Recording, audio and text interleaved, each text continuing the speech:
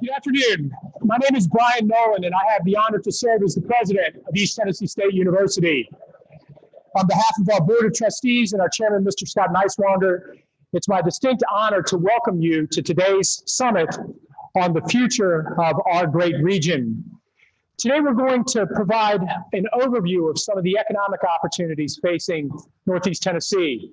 We're going to talk about the opportunities facing the Appalachian Highlands.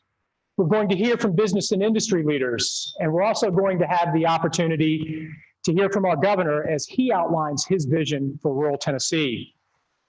Today is something that I hope can become an annual activity here in the Appalachian Highlands, a chance for us to come together across sectors, across industries, get a sense of where we are, what we've accomplished, progress that we've made towards mutually agreed upon metrics, and a path forward. This is home. This is an area in which all of us have made deep investments. It's an area where we're raising our children, and it's an area where we want to 5, 10, 20, and 50 years from now, ensure that they have the opportunity to realize the wonderful benefits and amenities that have been provided to us. Dr. Pugh, I'll turn it to you. Well, thank you, Dr. Nolan. On behalf of the College of Business and Technology and East Issue and the faculty and staff, glad that you're here. We're looking forward to the event. A lot of planning behind this, as you might expect. Something like this just doesn't take place overnight. So I need to acknowledge some great partners who've been part of this. I know that we had great support from, where's Will Bear? Will Bear from Bank of Tennessee. Will's over there. Thank you very much. Certainly an important contributor, C.G. McCord and Pincha from Eastman. Thank you for Rick Caldwell, Chris Mosby. He was very much a part of this as well. So thank you for very good. This is the East Issue staff, Jennifer, Amanda, Bridget, staff from the college, and helping us put this together. We're very proud to be here and be part of this today. I echo what Dr. Nolan said, is that this is really about the region. This is about doing things differently than we've been doing them before. We know that if we continue to use the same playbook over and over again, we'll probably get the same results. So this is really an opportunity to begin that conversation moving forward. I'm really proud to be part of it. Thank Dr. Nolan for his support. And turn it back over to you, sir. Well, Dr. Pugh, thank you. And we're running a little bit behind schedule. That is by design. Realize that we have almost an overflow crowd, so we want to afford the opportunity for individuals to make their way in. But it is my pleasure to welcome the head of 2 chamber organizations who are going to frame some of the activities that the chambers have been leading over the course of the past 18 to 24 months. So would welcome to the podium and to the dais, Mr. Andy Dietrich, former chair of the Johnson City Chamber, and Jerry Caldwell, chair of the Bristol Chamber of Commerce. Andy, thank you very much.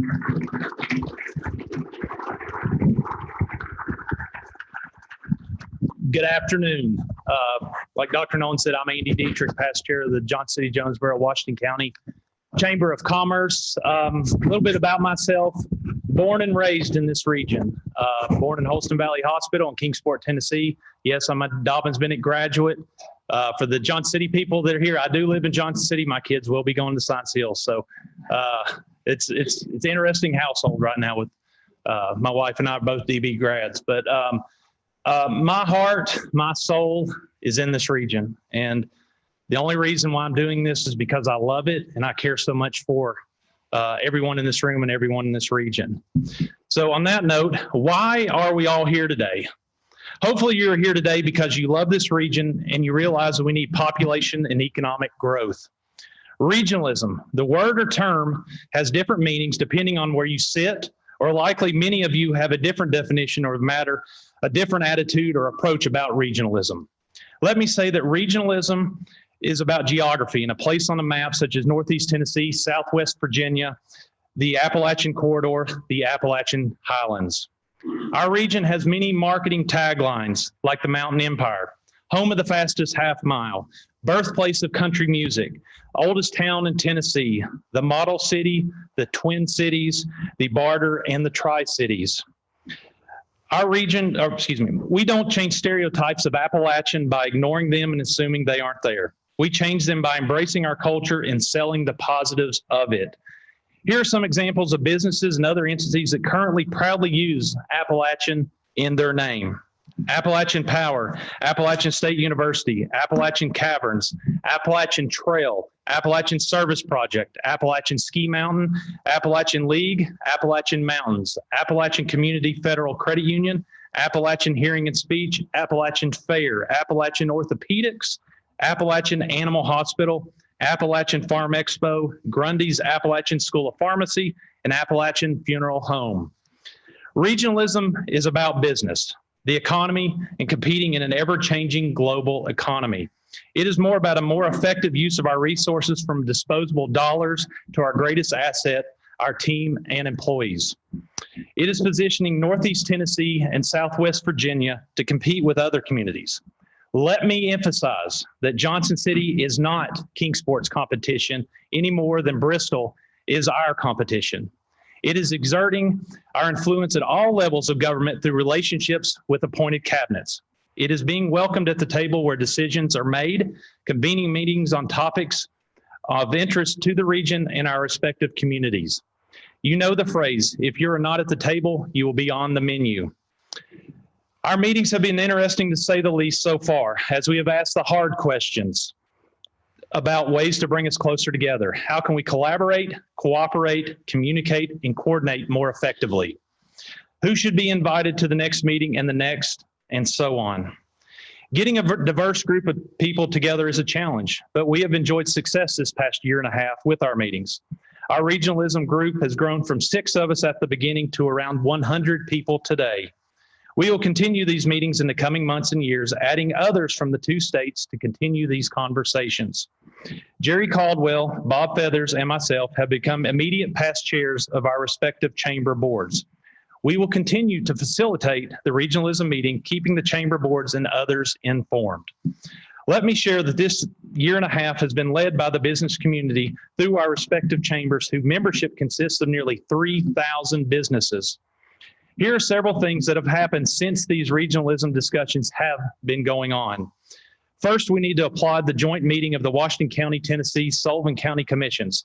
Mayor Joe Grandy and Mayor Richard Venable convened the respective commissions, along with several agencies and other local governments and institutions of higher education at the Tri-Cities Airport.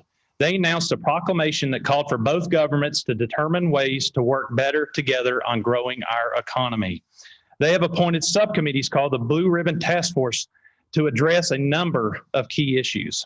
The second thing, which has actually been ongoing for several years, is we all know that Aerospace Park and what it will hopefully have on our region, the impact it has on our region in the future.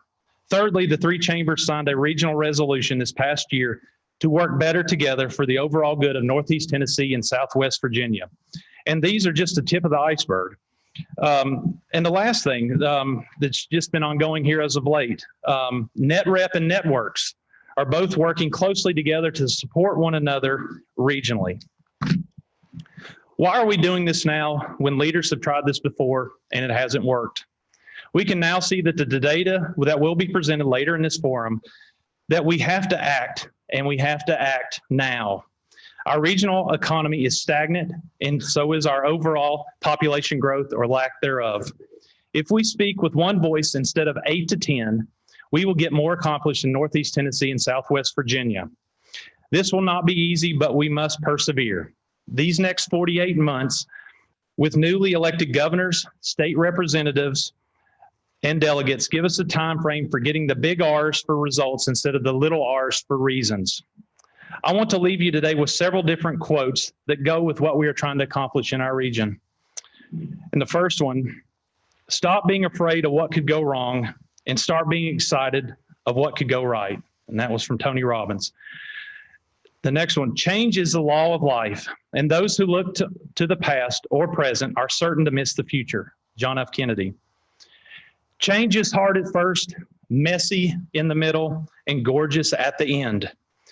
And the last quote is actually hanging on the wall of the Kingsport Chamber. It says, alone we can do so little, together we can do so much. And that was from Helen Keller. So thank you all for coming today and caring for this region where we all live, work, play, and pray. And on that note, I'm going to invite Jerry Caldwell up.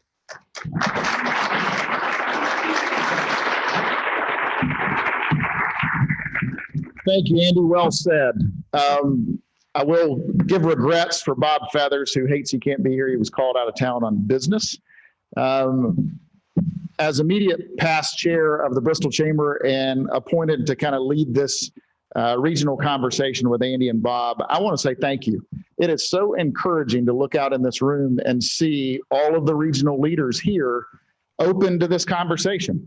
And I think we should all be excited about that. We are going to hear things today that some we know, some we may not know, and we may not like, but it's the truth.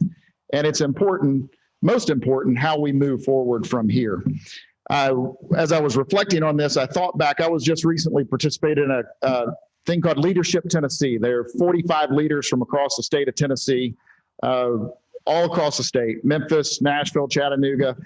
We get together and they take us around the state to have a conversation on things that are going well in that area and things that are challenging and the way they're approaching those. When they were in Northeast Tennessee late last year, one of their takeaways afterwards to me and some of the others that were in that group that represent Northeast Tennessee was they were blown away by the conversations we were willing to have in Northeast Tennessee. And we may not fully respect that here and understand that we're really open to having these hard conversations and trying to figure it out together. Across the state, they're not having these types of conversations. They're staying in their corners. So I applaud you for being here today. I thank you for being willing to have the conversation. I encourage you to look at the positive, look at the opportunities that we're going to have in front of us. We are a blessed region and a blessed community with tons of potential. So again, thank you for being here today. And I look forward to what's to come in the future. Have a great day.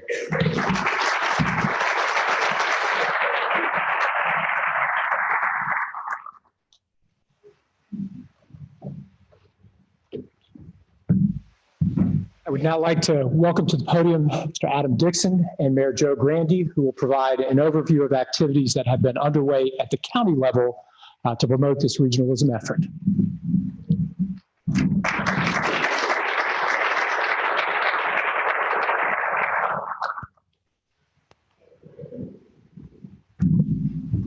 Good afternoon to everyone. Dr. Nolan, Dr. Depew, thank you so very much for this opportunity. I'm humbled to be here again with this illustrious group today. I think that most of us know the individual Joe Grandy in the context of county commissioner, and we know him in his current role as county mayor. We also know that he has served on the one-time Economic Development Board and the transition to the Northeast Tennessee Regional Economic Partnership. So we know about his bona fides, if you will, and his capabilities in the area of economic development and also embracing this idea of regionalism. I'd like to share with you, though, something that's a little bit more personal about Joe Grandy that means something to me.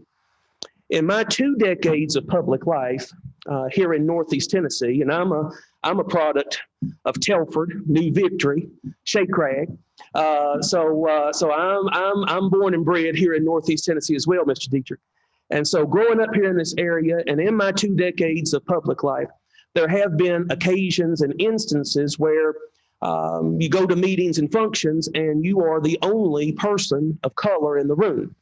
As my father, Fred Dixon, would say, it's like looking at a fly in buttermilk. And so it's an issue. And so sometimes you feel ostracized, sometimes you feel overlooked, sometimes you feel ignored. And that can kind of work on your psyche to some degree. This gentleman that you're about to hear from has always been above and beyond kind, receptive, inclusive. And when we think about such things as diversity, he acknowledges the individual, and that's wonderful. When we think about inclusion, he's welcoming and he wants to hear input and he wants to hear your feedback. But he goes one step further in that he embraces community. And community means that we need to be fully informed and fully engaged for the greater good. So as we talk about our regional community in the Appalachian Highlands and moving forward, I'm very excited that this gentleman is a participant. County Mayor Joe Grandy.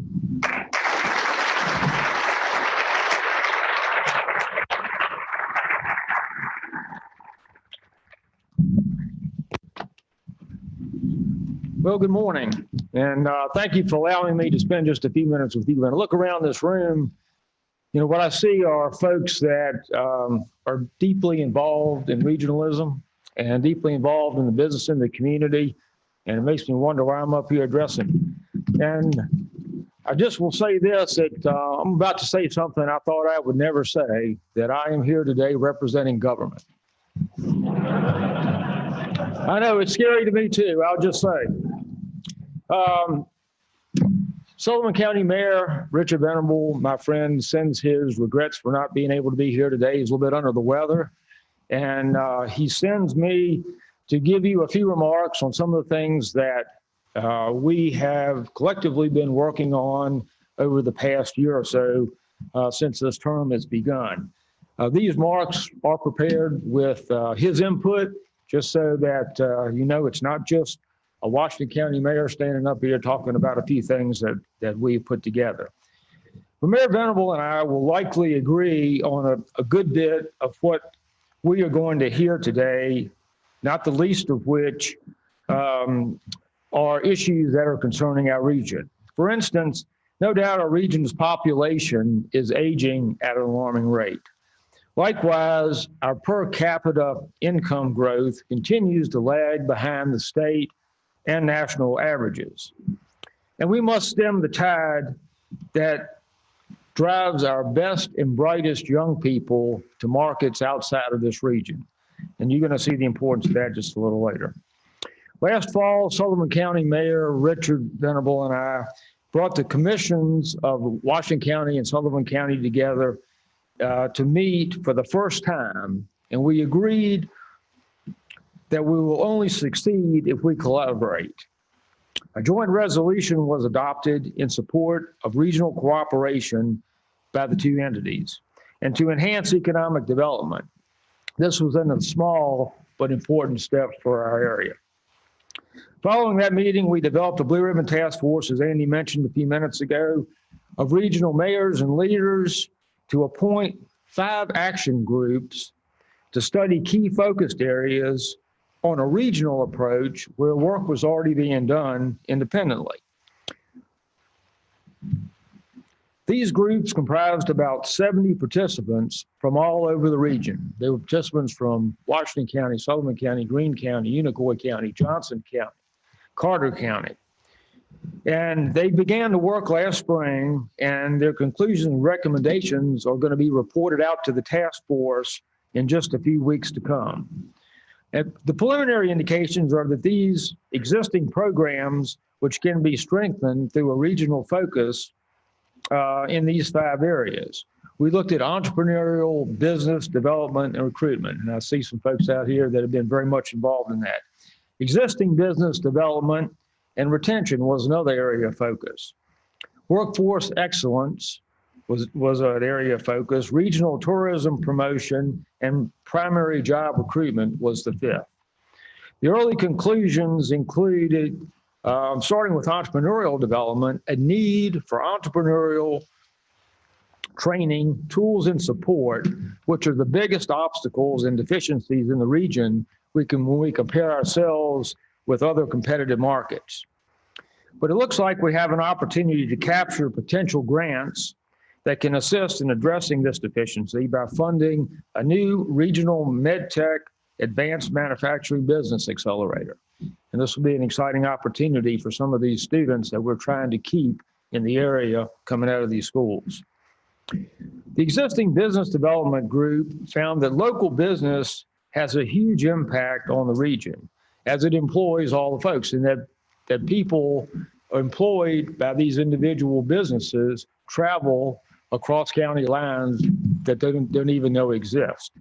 One of the things that I've done over the past year is make a point to visit 1 or 2 existing businesses per month.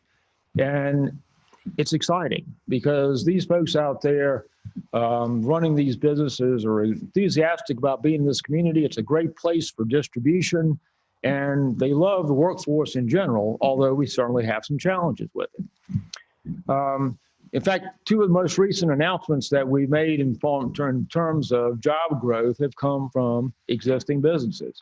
And across the region, our state legislative group come together with Nashville State Economic Development to provide incentives to help these people move forward and grow the business.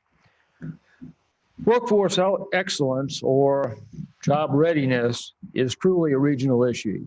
Every business that I've been to visit, one of the things we ask them to do is give us the information about where their associates live. And in almost every case, most of their employees actually live in surrounding counties, Southwest Virginia, Northwest North Carolina. They are truly utilizing employees and folks from all over the region. We're in the process of putting together a lot of Orion's work for a work-ready community and for the whole region. And 2 of our counties have already qualified for that. I see Dean Blevins out there, who is our TCAT leader in Elizabethton, and we look forward to actually opening the regional satellite TCAT that we intend to get open within the next year. One of the things that we'll focus on in this particular satellite is a work group for construction employees. Put together a pilot program this summer with 23 high school students where they went out and worked with individual contractors, general contracting, plumbing, mechanical, and electrical, side by side with tradesmen on an interim basis where they were paid. There were students from Johnson County and Washington County participating in this program, very successful.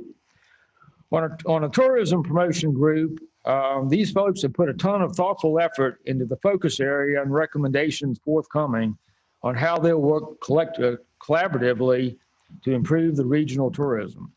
We created 6 subgroups focusing on specific assets of the area to promote and are developing a comprehensive tourism plan for the region with some funding already in place through grants.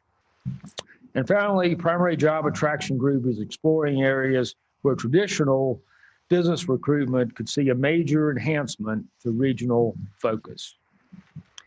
Mayor Venable and I believe we can do much more. We are excited to begin the work through the details with each local government, as well as support from business and industry. At the very least, there is widespread conversation about how we might improve the lives of our citizens by working together. Less than a year ago, we brought the legislative bodies of Sullivan and Washington County together, resolving to work better together. Today, the boards of our industrial recruitment agencies, NetRep and Networks, will be considering a resolution discussing how they might collaborate in a more effective way where it makes sense to enhance economic development across the region, a major step forward. There's no magic wand or silver bullet, but we all know that we can no longer continue to do the same old things the same old way and expect to get better results. Innovation in industry and technology are sweeping through the economy, even locally. And the time has arrived when people can choose where to live and bring their own online jobs with them. It's up to us, your elected leaders, to work together with the community and local business to figure out how we can capture this new and evolving market. At the same time, we must make sure we are giving our existing residents and our young people the tools they need to succeed, whether they're starting their own business or becoming part of one of our local businesses. I'm committed to working through the process, and I know Mayor Venable is committed to the effort also, as are many of the citizen leaders that I see in the room today. In closing, we know change won't happen overnight, but it won't happen at all without the support of community leaders you will hear next, as well as those gathered here today, part of this discussion. Thank you for allowing me to join you this morning.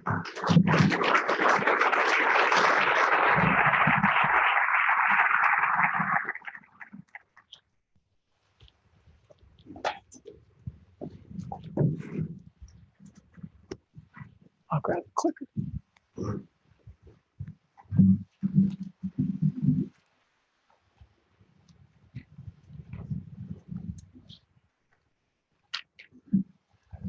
Well, good afternoon. I'm coming to you for this portion of the agenda, not in my role as president of the university, but in my role as professor in the Clemmer College. I want to share with you today, along with my colleague, Dr. John Smith, data reflections on matters of critical importance facing the region. So we're honored to have you here with us today. Dr. Smith, I'll turn to you and then we'll jump into the slides. Okay. Just as a bit of a presentation overview today, what we want to do is just talk about some of the basic fundamentals of our region. We want to look at some of the economic development data. We want to look at the data profile of the region and the importance of the research that we're doing at this time. So as we go through our presentation today, it's impossible for two faculty members not to stand before a group and talk a little bit about theory. So I want to frame our presentation within the lens of the knowledge economy, within the lens of human capital theory, that as economies in the 21st century are growing and changing and evolving, their ability to grow and change and evolve is predicated on their ability to maintain, grow, and invest in those individuals who are the engine of that knowledge economy, their employees. So as we look across the landscape of human capital theory, which traces its roots back to the 1960s, it's that concept of investments in individuals has demonstrated impacts in the economic condition of the state, in the healthcare condition in the state, and of the well-being of the state. We're all familiar with these data. Our ability to move forward as a region, our ability to move forward as a nation is predicated on how elements in a knowledge economy are interrelated. So I've got 4 slides that I'm going to move through quickly, but what they show is the correlation between 2 variables: percent of population with a bachelor's degree and per capita income. So for those of you who are familiar with correlation, the correlation between those 2 variables in 1980, when I was in middle school, was 0.64. Now let's move through time as we move from an industrial economy to a knowledge economy. You see the distribution of states, how they're clustered to the bottom left-hand portion of the chart. Here's 1980, here's 1990, here's 2000, here's 2015. Those states that invested in their educational systems, that invested in research, that invested in education on the right-hand portion of that chart. Those are the states that are excelling in a knowledge economy. Those states on the bottom portion, such as West Virginia, are those states that have struggled during this transition. But the correlation between those variables has increased exponentially from 0.64 to 0.83. So as we look at changes of what's happening in the economy, your ability to prosper in a knowledge economy is predicated on skill and capacity. We all know that throughout a life cycle, your earnings capacity increases exponentially with education. We know that those individuals with education at the upper end of the threshold have a greater probability of full employment throughout their lifetime. But we also know that those jobs that are growing are those jobs that require post-secondary education. And as you can see on the chart to my right and to my left, those jobs that are growing with the greatest amount of volume in the knowledge economy are those that require significant levels of educational attainment beyond high school. Without a degree, your ability to be competitive in a knowledge economy is limited. So how do we as a state look? Broad spectrum data, 1990 to the most recent census data available. You see that we as a state of Tennessee have made significant progress from 1990 to today. When I used to work in Nashville, I joked that the gap between the state of Tennessee and the southern region as a whole was the equivalent of filling Neyland Stadium with college graduates, having them land in a UFO right outside Neyland Stadium, because that was our gap. It was more than 100,000 Tennesseans. That gap still remains now, because while we have grown as a state, so has everyone around us. But we know that our great state is comprised of 95 counties. No 2 counties are identical. So let's drill down. Here you see county level data for every county in the South. Those counties that are shaded in red are among the 300 lowest educated counties in the South. Those in green, among the 300 best educated counties in the South. The metric here is high school degree. So as you look across the Upper Cumberland or here in the Appalachian Highlands, you see a cluster of counties for which the population trails that of the South as a whole. Here likewise for an associate degree. I draw your attention here to the importance of public policy. Note the states of South Carolina, North Carolina, and Florida. These are states that in the 1960s, they made investments in their community college system. And now, a generation later, you see those states as best practice states in terms of their ability to compete in the workforce with respect to this indicator. Now let's go to the baccalaureate degree level. Once again, you see that clustering of counties in the red in our portion of the state. And on each of those slides, there's been the comparison between Tennessee and the nation as a whole. For every variable, we lag the nation as a whole. And now let's flip to income. Once again, a constant comparison. But there's more to it than just earnings and educational attainment level, because within the frame of human capital theory, this all aligns to population health outcomes. I want to thank my colleague, Dr. Randy Wyckoff, for these slides, but what these slides show is that as a state, we rank in the bottom quarter of all states in the nation in terms of the health and welfare of our populace. This is something we've talked about a great deal at this institution and across the region. We are suffering from the ravages of the opioid epidemic. But look at that clustering of counties in black in our section of the nation. We lead the nation in prescriptions per capita with respect to opioids. But what does that mean? What it means for the most vulnerable in our communities is that they are at significant risk. If today is like yesterday at the Niswonger Children's Hospital, half of the children in the NICU are suffering from NAS. And that's what you see reflected on that slide. That's the future workforce of this state, unless we're able to make some interventional, significant interventional actions to break the cycle of addiction. How does this come home to impact some of the things we're going to discuss today? We're not growing. We are one of a handful of sections of this state, in fact, the only clustered section of the state in which there's no population growth. There's no new net population growth to this region. And I would assert it's because a lot of the variables that I just walked through. So let's look at those variables in a slightly different way. If I were a physician today giving this region a physical, I would tell you you're 50 years old. You smoke too much, you're overweight, you don't have insurance, your children live in poverty, your income's low, you're not educated, and as a result, if you don't change your lifestyle patterns, you're not going to make it to your 60th birthday. So now let's look at our data for the region that we call home. Let's take Hancock County, for example. Median household income in Hancock County, $29,000 per year. 45% of the children live in poverty. Let's look at the ability of certain counties to be competitive in a knowledge economy. When single digits have a college degree, our business and industry is going to look to move to that region. And now let's talk about movement to our region. Outside of one county, there's not population growth. And as Dr. Smith is getting ready to walk through, the population growth that is occurring in that county is swirl.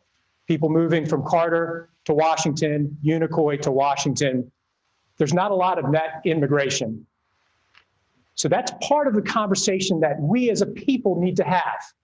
I said in my opening comments, what do we want this region to look like for my son Jackson, or for his niece Madeline, or for his cousin Sam? We're all from Greenville, we're all from here, who are going to make this place their home. It's incumbent upon us to look internally and ask the difficult question, what changes can we make to our behavior now to ensure that next year and the year after that and the year after that, these numbers look a little bit different. So with that, Dr. Smith, I'm going to turn it over to you. Thank you, Dr. Nolan. I'm going to be presenting data that's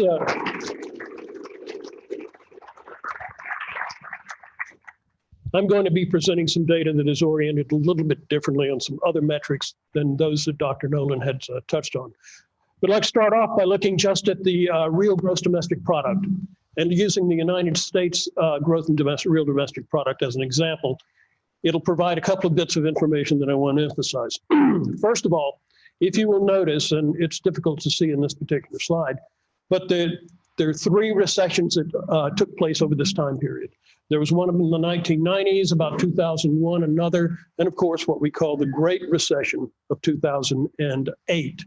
You will note that the recessions in 1990 and about 2001 were relatively mild when compared to the quote Great Recession, which the NBR says started about December of 2007 and bottomed out about June of 2009.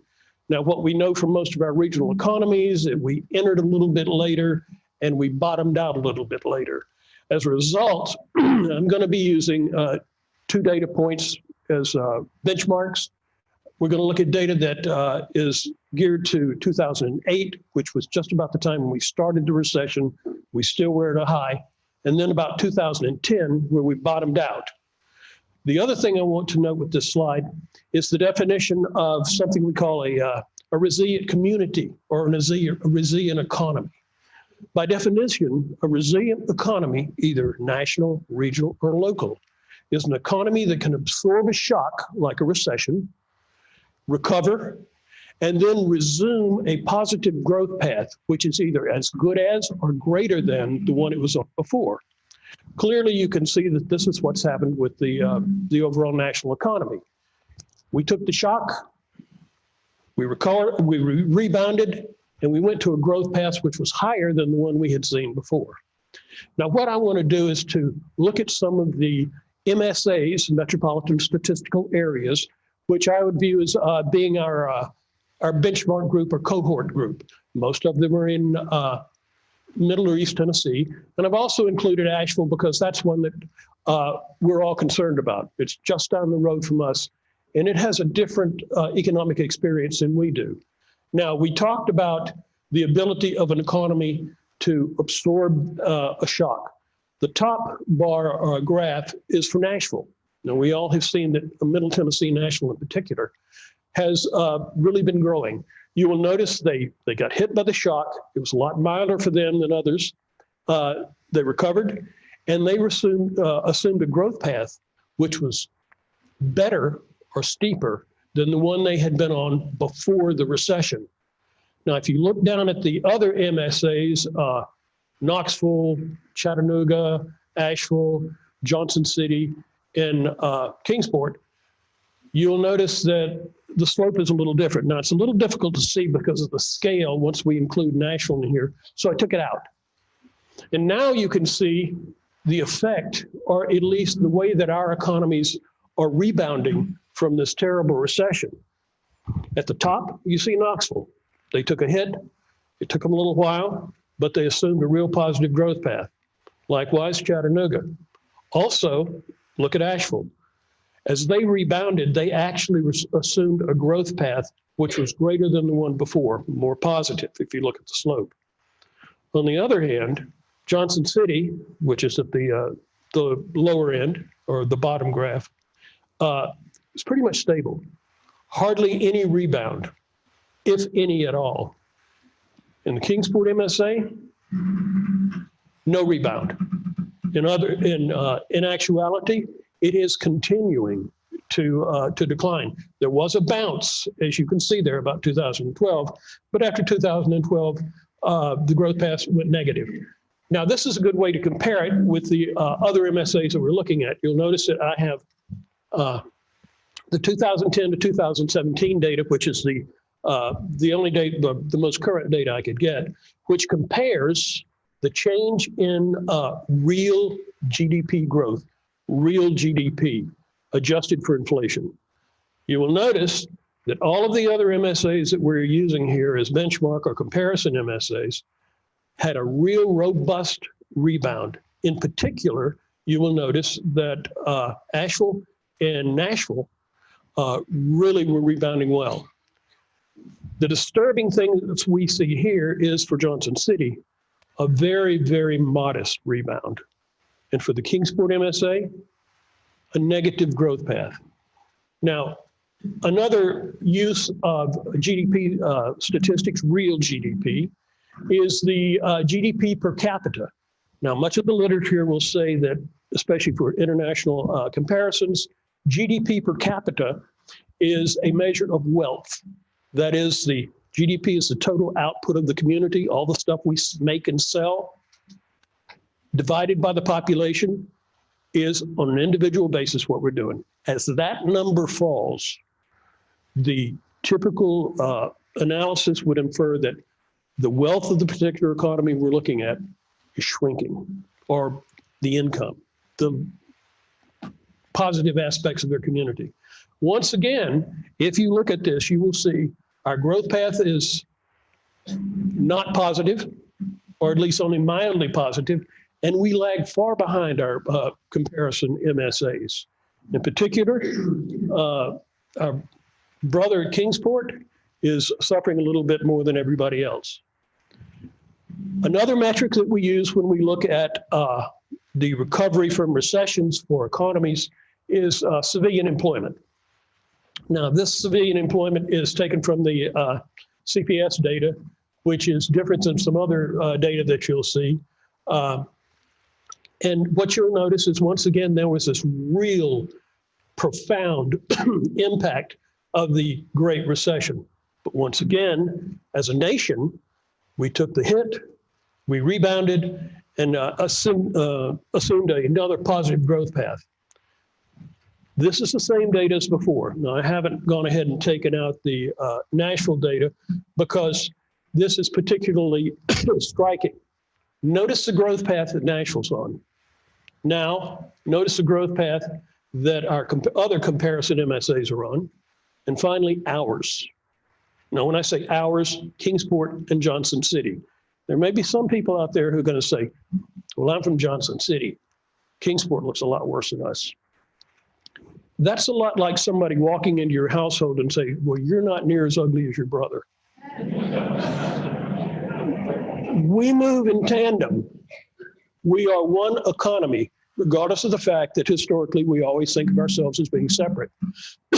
Once again, disappointing data. And this is where the employment growth has been. There's been some employment growth since 2010. It's been modest for our region. Look at Middle Tennessee. Middle Tennessee is where the growth in our Tennessee economy is centered.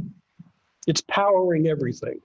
By the same token, it's kind of sucking the life out of everybody else. Dr. Nolan mentioned the human capital theory.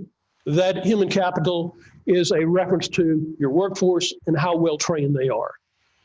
If you have a real deep, a lot of people, rich, well-trained, well-educated workforce, you have a lot of human capital. It helps power economic growth. So what you want to see is enhancement in the education base and an expanding workforce.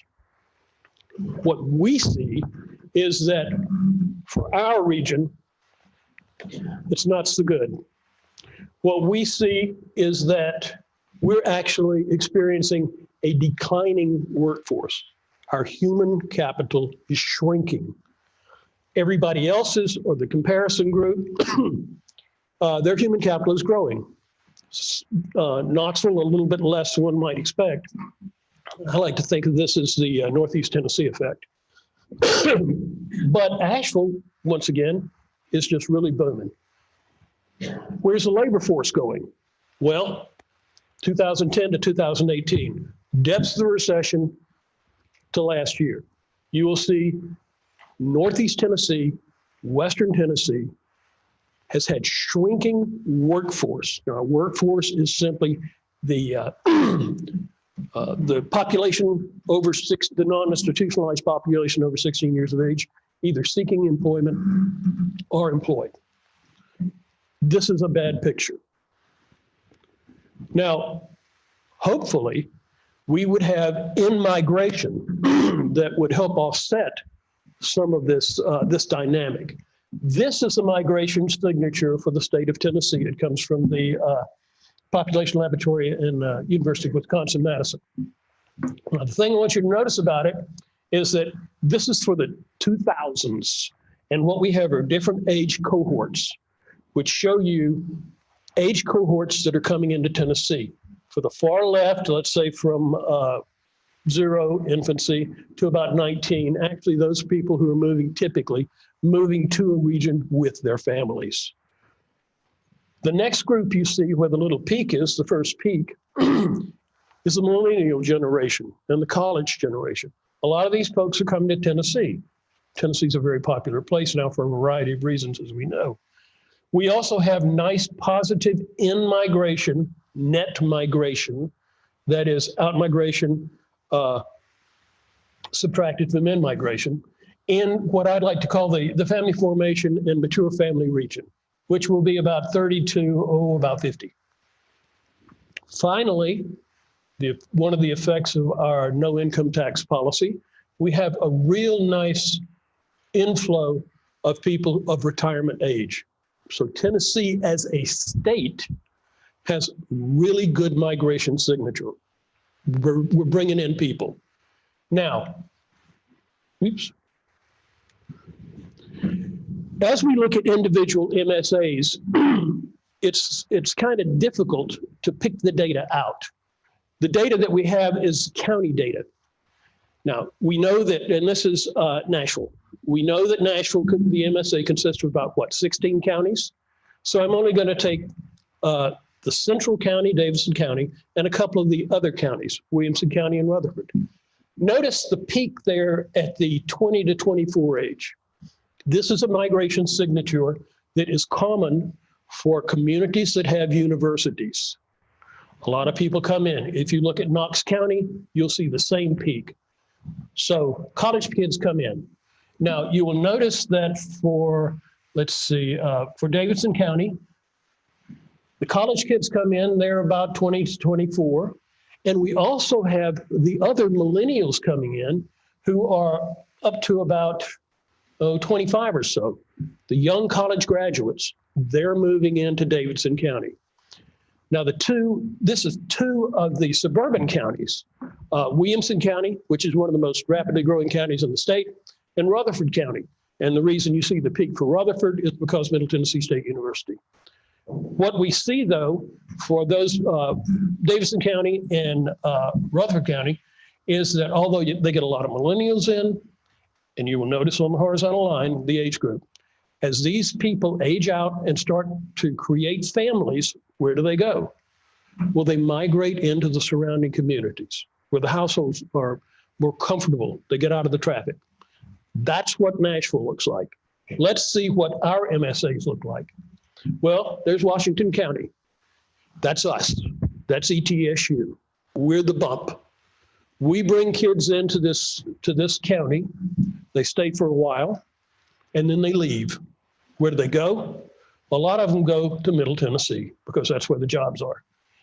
You'll notice our other two counties in our MSA, Unicoi County and Carter County, have a significant, either very modest increase in the millennial type workers or an outflow. Now you'll notice the negatives in here. A lot of people are leaving the community, especially those people in the age groups that we call the creative class. They're going somewhere else. On the other hand, if you move out to the right, you're going to notice we are attracting a lot of, a modest amount of retirement migration. It's a beautiful place, no income tax, nicest people I've ever met in my life. So we're pulling in a lot of those people. Kingsport, the ugly brother, I'm sorry, but the situation is even more dire. You will notice there is significant out-migration of this really important cohort group. And fortunately, there is some in-migration, but if you'll notice, the rate's relatively small. So we have a problem with workforce declining. We have a problem with people not coming into our communities to try to replace that workforce. Now, this is just a quick summary of what happened pre and post recession in terms of population changes. You'll notice where it says natural increase and net migration. Natural increase is defined as number of births within a community minus deaths. When you have negative numbers, when it's red, you're having less babies in your community than deaths. So as you can see, Now, Asheville, pre-recession, had nice natural increase.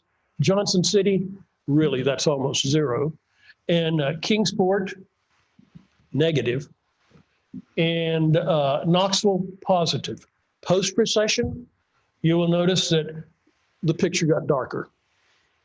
There is just not enough migration or people moving into our community to offset some of the negative factors. How does that affect us?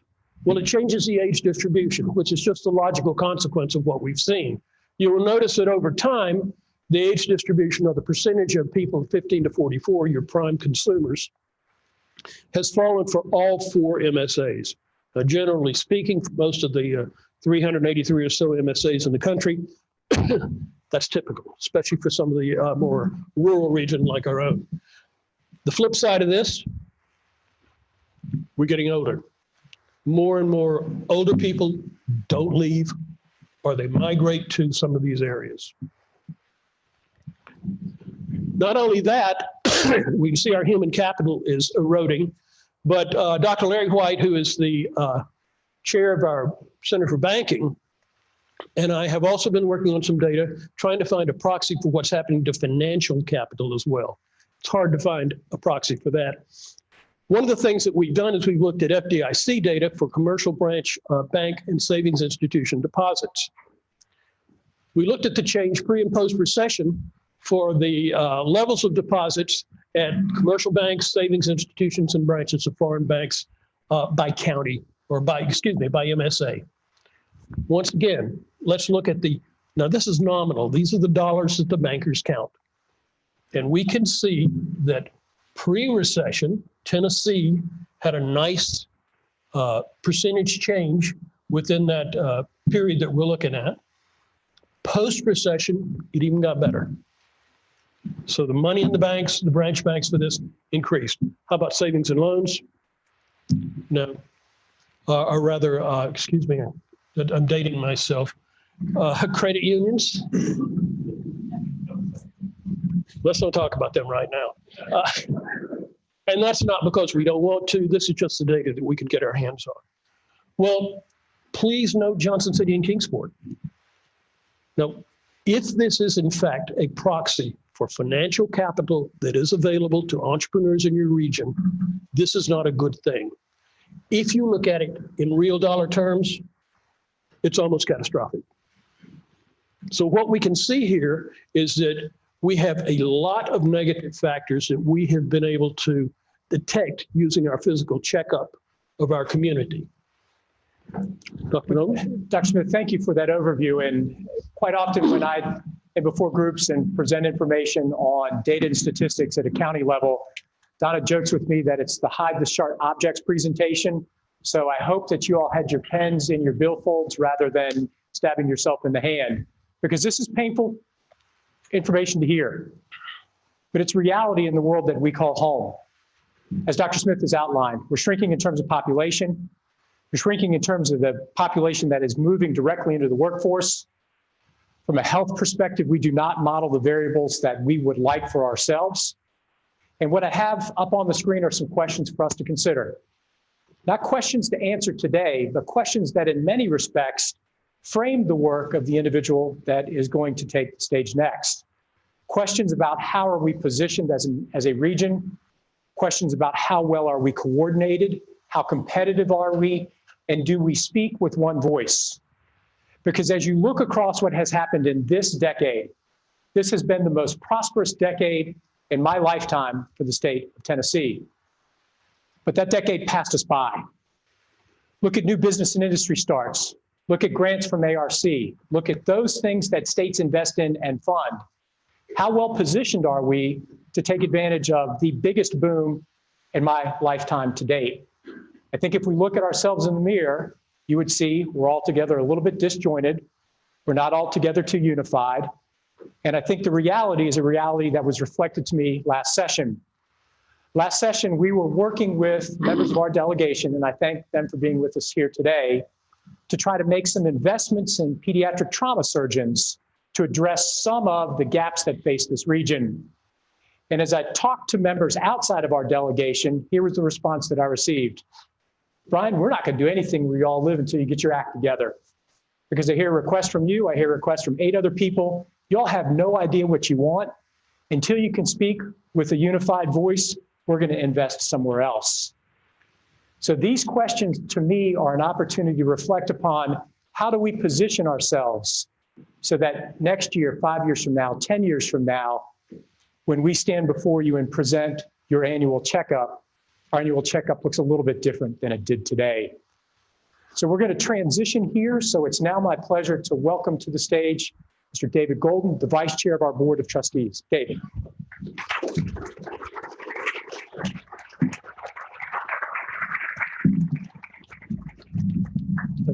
Thank you. It's my pleasure to introduce the next speaker, but I'm a context person. I want to just give you a little bit of context. I was down in Knoxville over the weekend on Saturday, had the opportunity to walk by the Ball Navy. Most of you know what the Ball Navy is, but one of the most impressive things about the Ball Navy is the river in which the Ball Navy resides. You can't have big boats without having big rivers, and the Ball Navy, as you know, has a lot of big boats. Why is the Tennessee River so big? It's actually because of our region, right? The Tennessee River is created in the confluence of the French Broad and the Holston River. Without the Holston, you wouldn't have the Tennessee in nearly the strength of the big boats. Just as an aside, the Tennessee is the largest contributory to the Ohio, which is the largest to the Mississippi. So our region's really important all the way down in the Mississippi. Now, I'm not pushing for the name Holston Highlands, just in case you were worried about that. But what I am saying is, if every stream in our region did its own thing, the Tennessee River wouldn't be worth nearly as much. But the North and the South and the Middle Forks come together and do a lot of great things. And so it's with that analogy that we were looking, a small group of us, as we go down this tributary journey, to come and identify a resource outside our region to help us with perspective. Perspective can kind of mess you up. Sometimes you have the Lake Wobegon effect where you think everything's above average. But you also have the inverse Lake Wobegon effect. Everything is below average. You also need, it's very helpful, someone who's created a blueprint and executed before. So we looked for someone really smart. And Mark Fuller, I know he's going to punch me afterwards, so I'm going to try and tone this down. He has one of those resumes that if you spent the whole time, you wouldn't have time. He's a really smart guy. Harvard College undergrad, Phi Beta Kappa, Harvard Law School, Harvard MBA, professor in the Harvard School of Business. But you might say to yourself, okay, so you're an academic, that's great, but what have you done in the real world?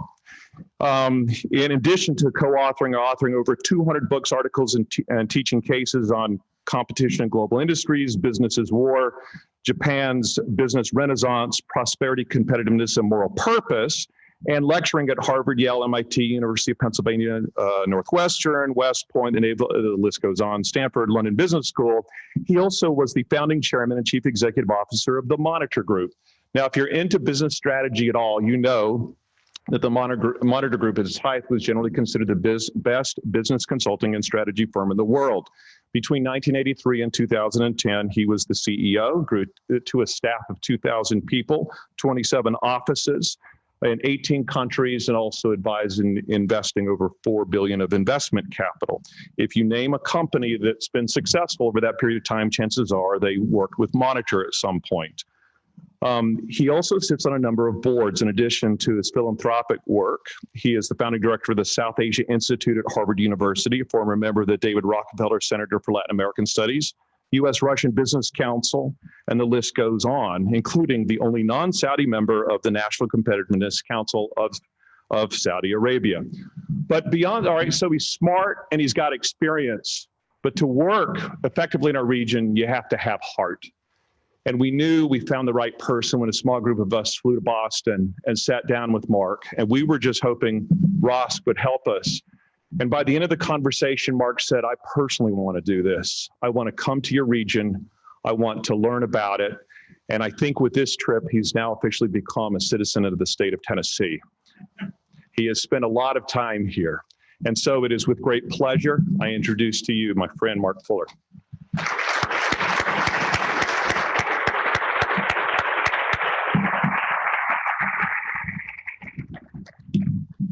Well, David, I don't know whether I'm going to punch you or not, but many thanks for that very kind and, I dare say, over-generous introduction. I only wish my late mother were here.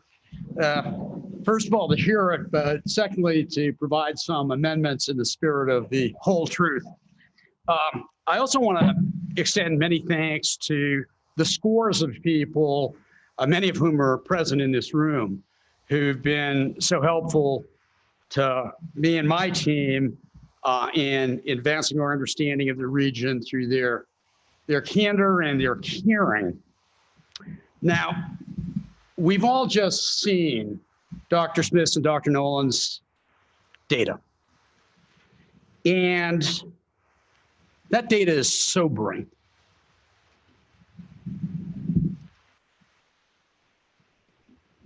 In many significant respects, our economic development system in this region is not delivering. Now, every system is perfectly designed to deliver the results that it delivers. This region faces a choice, either to retain the current economic development system, in which case it is inevitable that we will see more of the same with respect to the results, or we can overhaul that system, and I dare say radically overhaul the system in the service of enhancing regional prosperity. Now, the first choice, more of the same, strikes me as a bit unattractive. So in the remainder of my remarks, I'm going to focus on the second option, overhaul. And before drilling down into that topic, I do want to share two big conclusions. Both of these conclusions have an element of good news and an element of bad news. First conclusion, in traveling the region over many months now, I've heard an enormous amount of negative commentary on the region, on its assets, on its potential, and its performance. In many respects, this negative commentary is wrong-headed. I have had the privilege of participating in economic development projects from San Diego to Singapore to Saudi Arabia to South Africa. And many, I would say, the vast majority of the regions in which I've had that opportunity to participate would trade their assets and their opportunities for those of this region in a New York minute. If there's any bad news in this first conclusion, is that frankly, there are too many opportunities, too many possibilities for the region to exploit all at the same time. So there's going to be some requirement for rigorous focus and prioritization. The second conclusion starts with a question. If Mark's right, and really there is all of this terrific potential here, why are we underperforming on those dimensions that the two distinguished professors just adduced? Now, there are many reasons why a region might underperform, and I'm not going to list all of them. The reasons here are local, organizational, and controllable. Our constraints are not imposed on us by outside forces. They are self-imposed to a very significant degree. It's like the old Pogo cartoon, which some of you may remember. We have met the enemy and he is us. At the same time, the good news is it is controllable. If we summon up the will, if we deploy the resources, and if we pull together to redesign the system and manage better in the service of prosperity, long-term and sustained prosperity, which is deserved, is also achievable. Now, I'm emphasizing the word prosperity because while the overhaul should be about economic development, it should encompass more than economic development narrowly defined. It should include, and prosperity does include, all of those kinds of dimensions that the two professors were just discussing. Health, education, the quality of life. all of those factors, which, if improved, would reduce the need for young people to emigrate or to stagnate. All of the factors which could generate genuine opportunities in the region for a good life. Now, in contemplating the prospects for an overhaul and therefore greater prosperity, I thought I'd start with a few general learnings, because there have been a lot of approaches tried to economic development around the world over the last 50, 60 years, and some have worked and some haven't. There are some useful lessons from outside. But I want to move quickly to the second thing that I'd like to touch on today, which is an overview of the diagnosis of the current state of affairs, including both the assets and prospects, positive elements that I mentioned a moment ago, and also the obstacles and constraints that we're facing. And finally, offer some preliminary thoughts on ways forward and next steps. In terms of the general lessons, I thought I would start by addressing the fact that there are a lot of myths about economic development. So, because there are a lot, I'm only going to mention 5. But, for example, one of the myths is that economic development is government's responsibility. Now, that's not what successful approaches to economic development demonstrate. Rather, successful approaches say that competitiveness results from a multi-sector approach, which is almost always business-led, but not business-dominated entirely. Second myth, being competitive and generating prosperity demands global scope and global scale. Big is beautiful. In fact, competitiveness and prosperity is fundamentally locally based. Third myth, being competitive and becoming prosperous requires total emphasis on high tech. Everyone should be Silicon Valley. In fact, competitiveness requires technological balance, or put a different way, every industry in the world today is a high-tech industry. Fourth, being competitive means focus on big game hunting. Actually, successful approaches to prosperity focus on cluster development. Now, cluster is one of those technical academic terms, and I am a reformed professor. Cluster is actually a reasonably simple concept, even though it's a technical concept.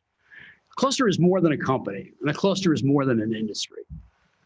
A cluster is a network of related, supportive, mutually supportive industries and institutions in a given geography that's generated critical mass by combining competition and collaboration. You want robust clusters. And the last bit that I'm going to bring up is the notion that being competitive depends on academic R&D or academic innovation. In fact, academic R&D is extremely important, but real competitiveness, real prosperity derives from collaboration among institutions of different kinds in the service of commercialization. I've emphasized the multi-sector quality of good prosperity building efforts. And I just want to be clear that by multi-sector, I don't just mean more than one industry. I mean the 3 great institutional groupings: government, business, and the social sector. Government, state, federal, local. Business sector, large corporations, small businesses, entrepreneurs. Social sectors, hospitals, universities, faith groups, private foundations. Great sustained prosperity in regions is characterized by that region having a very strong version of each of those 3, with each of those 3 active and each of those 3 performing the roles best suited to it. Participation and prosperity is not a zero-sum game. Ultimately, all of those three sectors, all of those three sets of institutions benefit. So we start moving towards diagnosis of this region. I want to bridge by saying, again, good practice from around the world suggests that there are three essentials required if you want that kind of multi-sector collaboration and interaction. The first thing you need is a realistic view of existing and potential assets. And again, this is the Lake Wobegon and anti-Lake Wobegon. You can't pretend you have assets that you don't, and you shouldn't ignore assets that you have because you're feeling bad about yourself.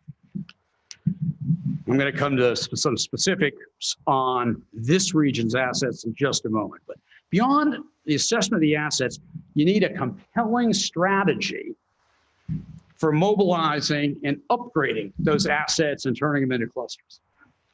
And strategy is about choice and it's about action. It's about both. You got to make some clear, clean choices, consistent choices, but you sure as heck have to turn those into actions, because strategies as plans don't create any advantage, no competitiveness, no prosperity.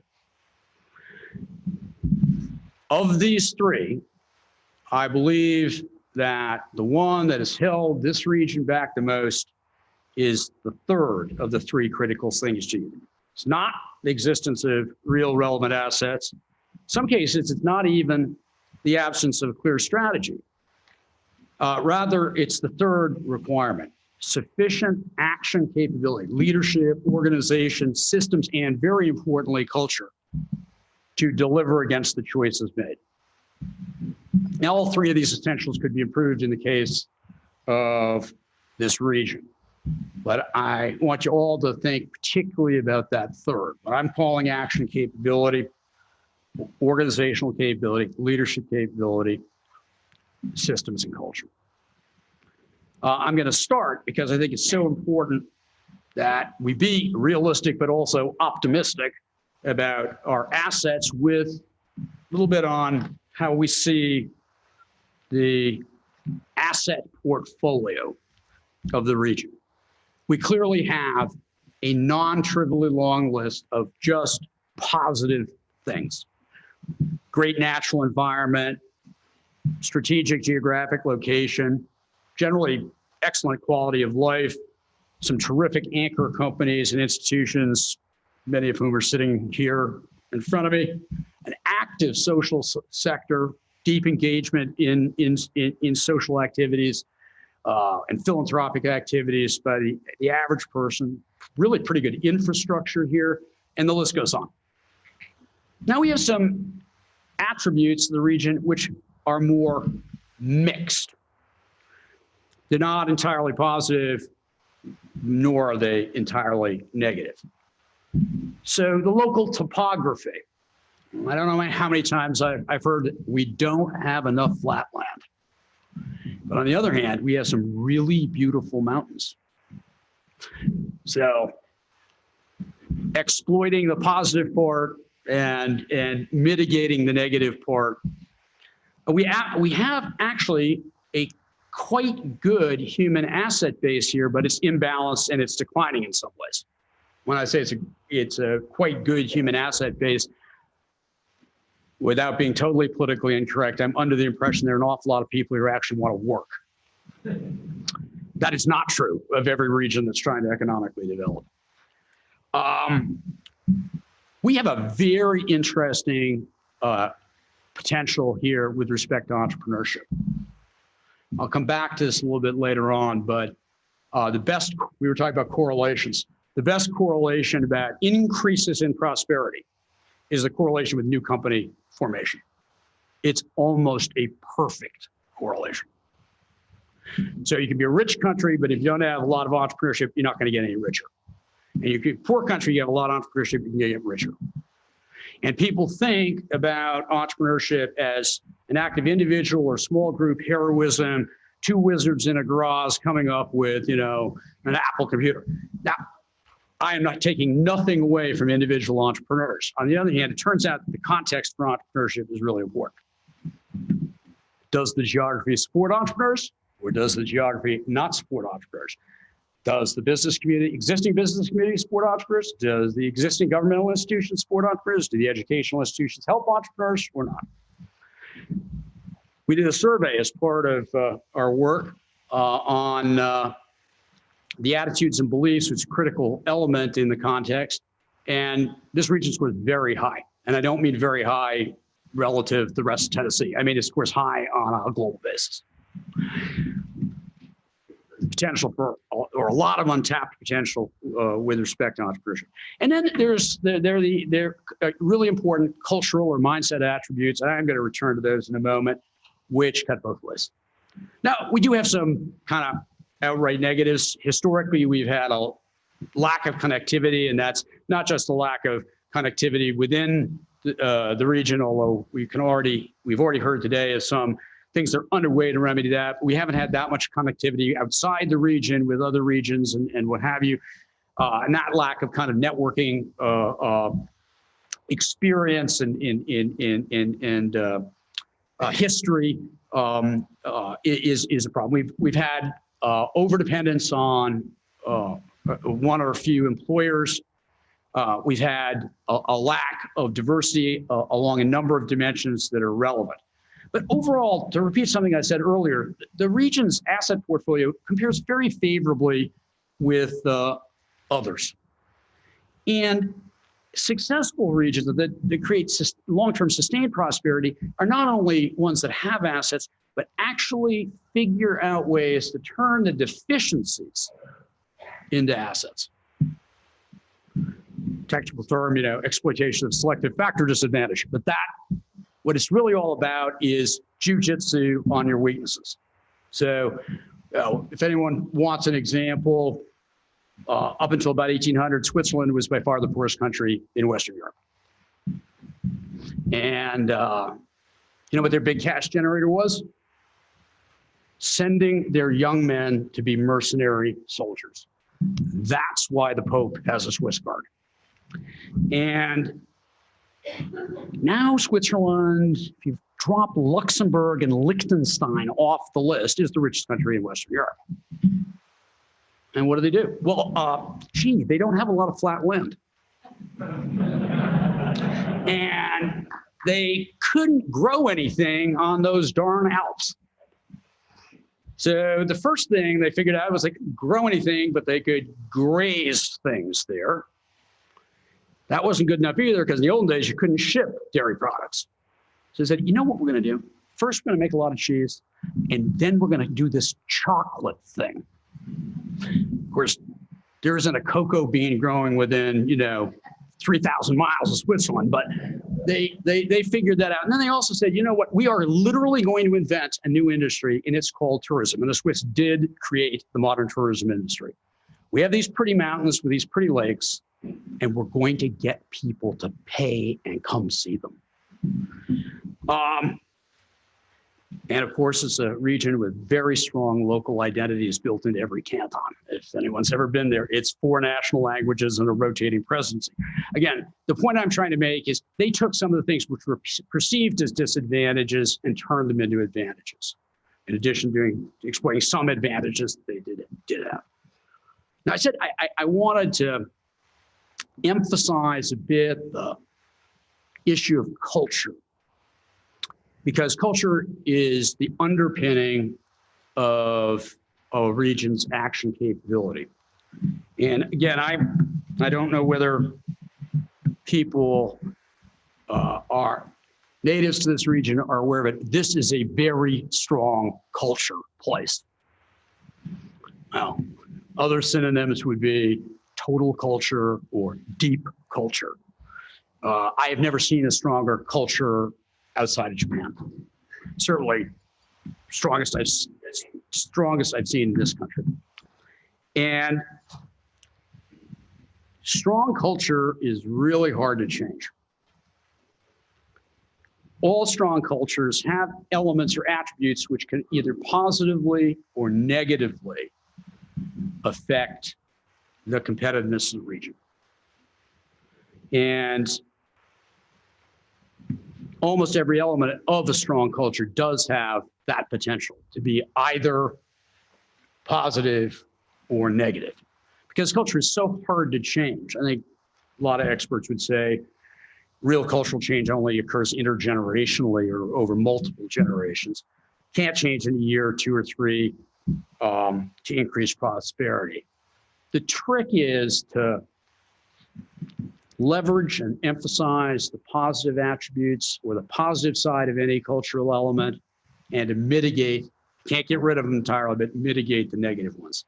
So what's an example? I mean, a lot of folk told me the people here are fiercely competitive. Well, that sounds like something to be good with respect to competitiveness or creating prosperity. But it kind of depends on where the fierce competitiveness is directed. In today's world, it's not about beggaring your neighbor, it's about beating China. You need the right direction for that competitiveness. Also told that people here are independent, self-reliant, but also like to defer and get taken care of. Well, I might say independent, self-reliant, that's good. Dependent, not good. But think about again is, if someone is deferential, they might make good follower. And there's no such thing as leadership if there's no followership.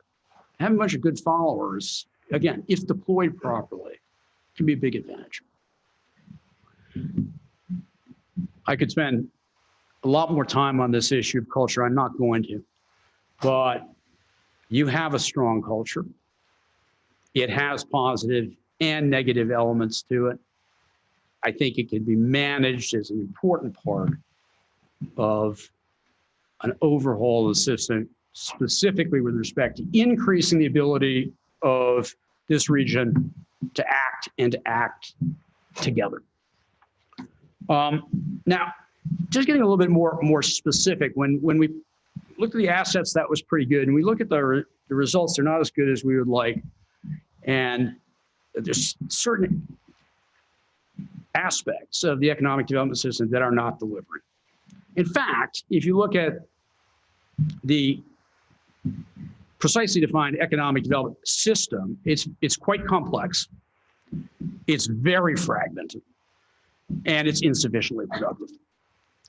But you can find some very specific reasons for that. First of all, most of the institutions that have been attempting at economic development lack scale. They're just not big enough. They don't have enough. There's been far too much destructive local rivalry, far too little adequate, productive cooperation. In addition to the lack of scale, there's also been an excessively narrow, from my perspective, definition of what economic development constitutes, an insufficiently big toolbox of tools to help on economic development, and an absence of relevant metrics and therefore relevant accountability.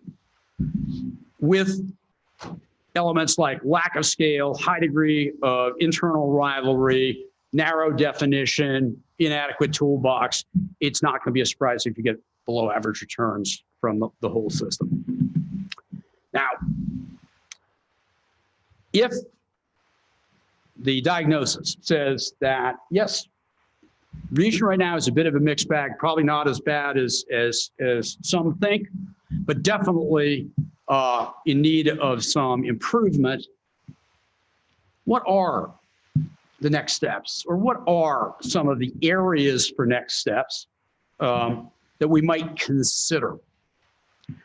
And I do kind of stress the word areas, because in determining the precise next steps, and I think high degree of specificity is required. That really is an exercise that requires participation. Please go back to my point about the involvement of the multiple sectors. There has to be voice, there has to be transparency, there has to be engagement. It can't just be mandated, it has to be participated in. That means that many people in this room will be involved in the co-design of any next steps approach, assuming that that next steps approach is ever going to be successful. Having made the point that we won't get to the desired level of specificity in the next few minutes, I want to go through 6 priority areas for next steps. 6 is actually a pretty good number, meaning I wish I could have got it down to 5, just because action capacity is limited. We can't do everything simultaneously. But the first thing I think needs or would benefit from some focus is the notion of building and sustaining competitive clusters. Now, the rule in clustering is start with what you've got. Denmark is consistently ranked among the most competitive and most prosperous countries in the world.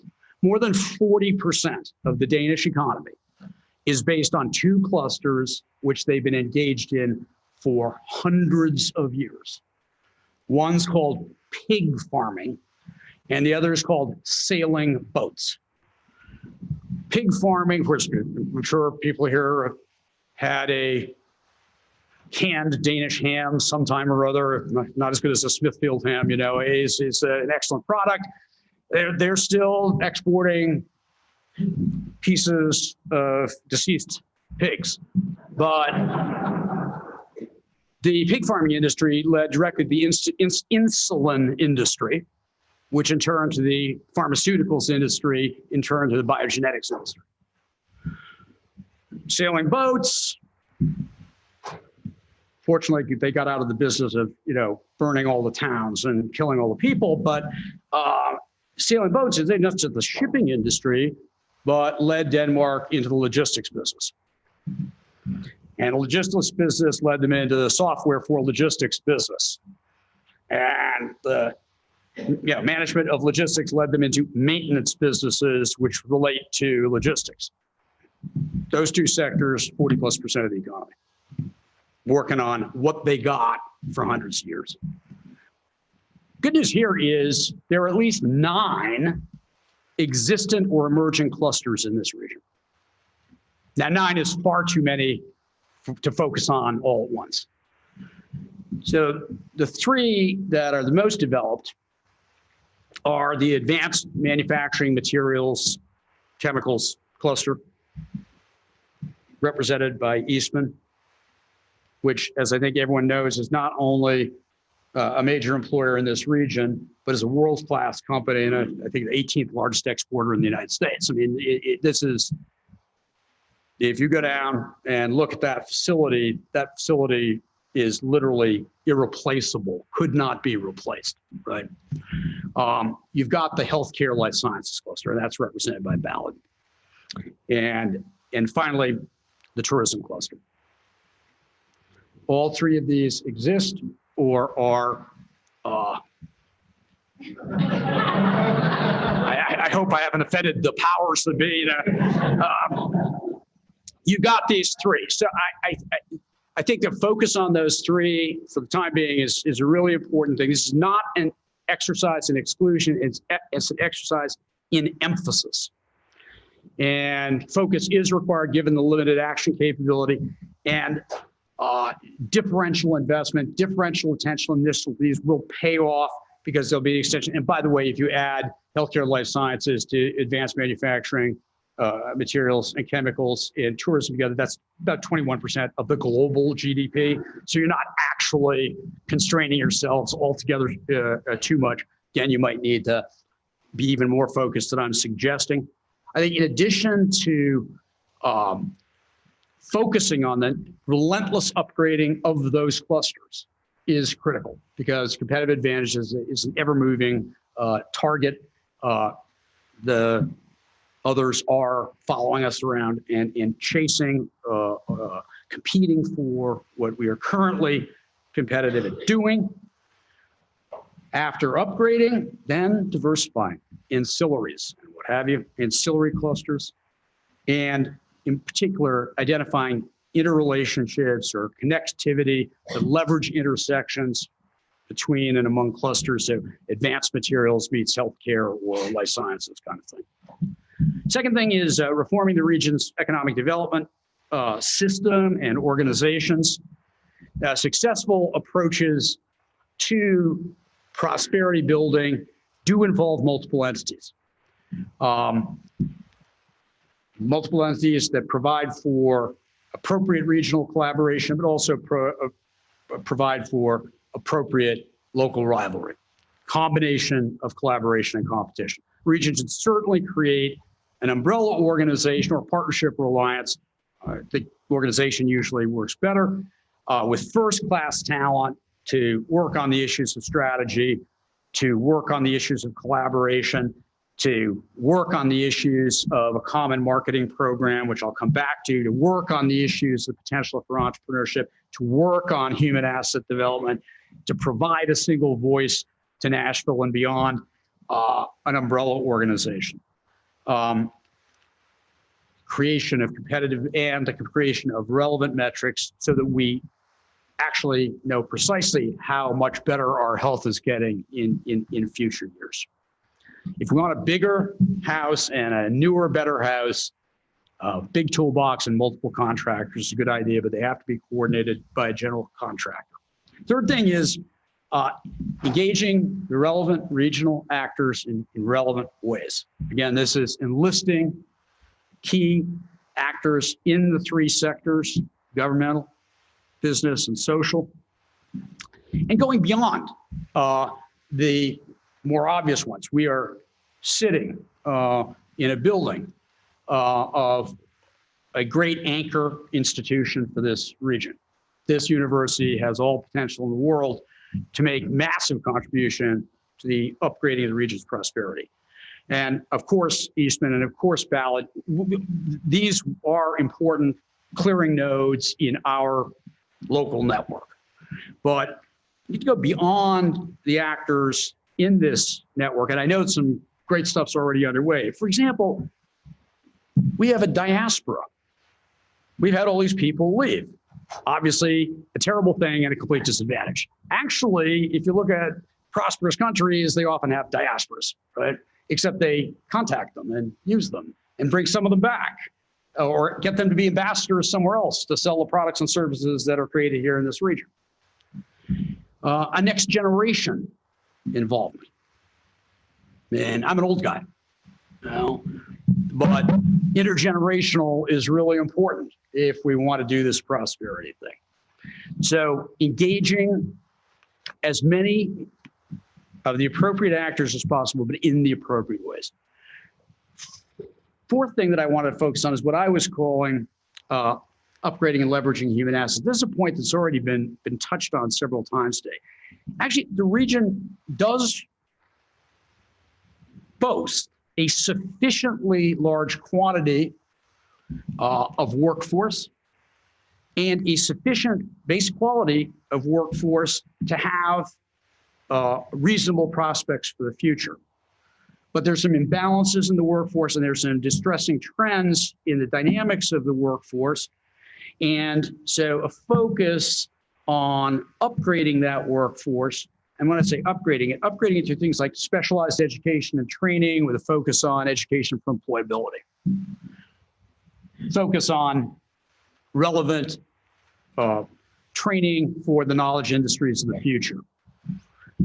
Focus or emphasis on applied experience. And I would say a focus on education for entrepreneurship, which prefigures my next point, which is promoting entrepreneurship. As I said before, this region actually scores very high on what I'm going to call the context for entrepreneurship. So if we don't have enough entrepreneurship, it may be because we're not providing certain kinds of support to prospective entrepreneurs. but we have the attitudes and beliefs to have a lot of entrepreneurship in the region. And I think special efforts should be directed at capitalizing on that potential. And there are lots of ways of doing that. One, of course, is by engaging key companies and key institutions to promote entrepreneurship, whether it's through education or providing internships, or becoming customers of an entrepreneurial effort, to the creation of a regional venture investment vehicle where capital and post-deal value added could be provided to local entrepreneurs. I think that, again, as in so many other things, there have been a lot of accelerators and incubators and regional venture funds that have been set up in the last 20 or 30 years. Some work, some don't work, but the ones that work are really marvelous for the region involved. The last one, the sixth thing that I wanted to touch on is improving the marketing of the region. Now, I'm just going to use tourism as the example. Tourism is about getting people who don't live here to come visit. And to get them to come visit, they have to know that we're here and that there's something worth visiting. So it's going to be kind of important to define the region. And it does have to have a name. You can't have 9 names for the same thing if you want all those strangers to figure it out. I know that there have been different suggestions and advocacies, and I know that this is a hot button issue for some people, but at the end of the day, a name does have to be developed. It's much more than a name. Developing a single shared selling proposition for the region, which can guide both internal and external marketing efforts. And they say, what's an internal marketing effort? Well, we all have to know what the message is, so we can all communicate the message, and then we communicate to the outside folk. Focused on the region's unique history, its unique heritage, and its unique assets. And then after, there's a brand and there's a marketing message or set of messages, deploying those messages through all of the multitude now of effective marketing media tools and techniques.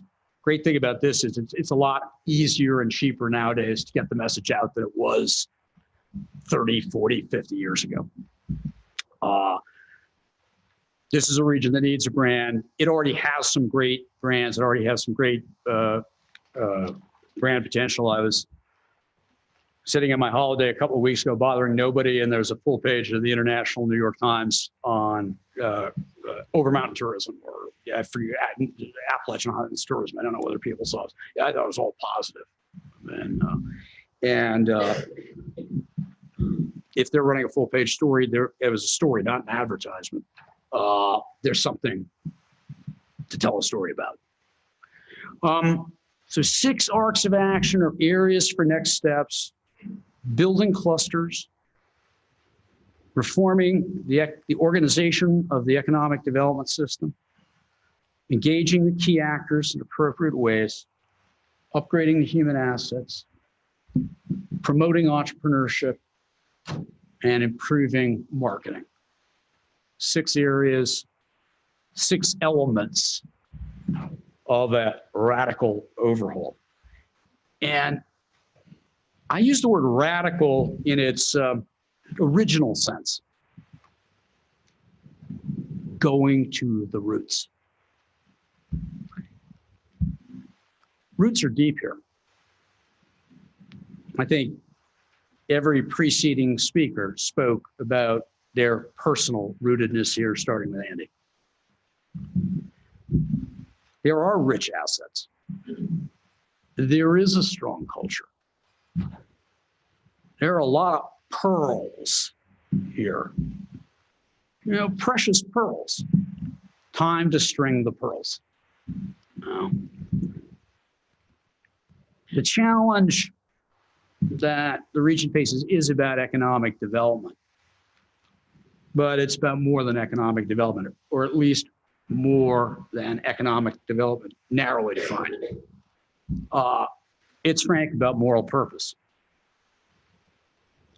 Now, no great competitive institution or competitive region was ever created or sustained without a genuine moral purpose. I venture that pretty much everyone in this room loves the region. We certainly heard some expressions of that today. I venture that no one in this room wants to see the region die or decline or just end up terminally disappointed. There's a lot of shared purpose or potential purpose in this room. Purpose to grow together, to grow across sectors, across institutions, across generations. The exercise is not about discarding the past or abandoning identity. The exercise is about leveraging the past and bringing out the best elements of the identity in the service of long-term and sustained prosperity. You know, in the final analysis, as you probably taken away already, I believe that prosperity is importantly about choice and action, clear and consistent choice, and timely and effective action. But it's more than anything else, prosperity is a team sport. It's about pulling together. One team, one dream. And the time for that here is now. Thank you.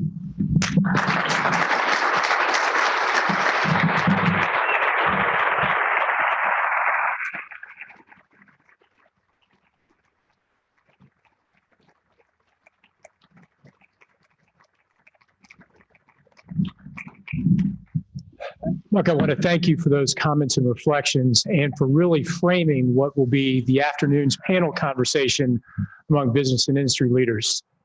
We've all been sitting for a while. The pads on the chairs are a little thin. So let's stand and take about a 10-minute break, and we'll reconvene around 2:30 for our panel conversation.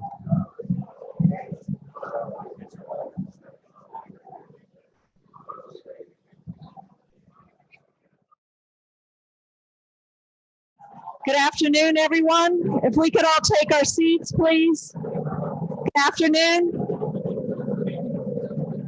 I hate to interrupt all the networking, but if everyone could take your seats, we'll get started with the panel. My wife's got a killer. My sister Here 2 blocks does too. away. My sister did too. I never got that gene though.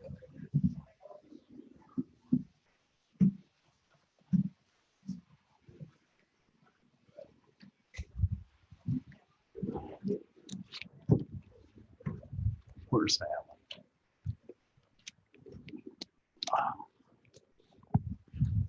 All right.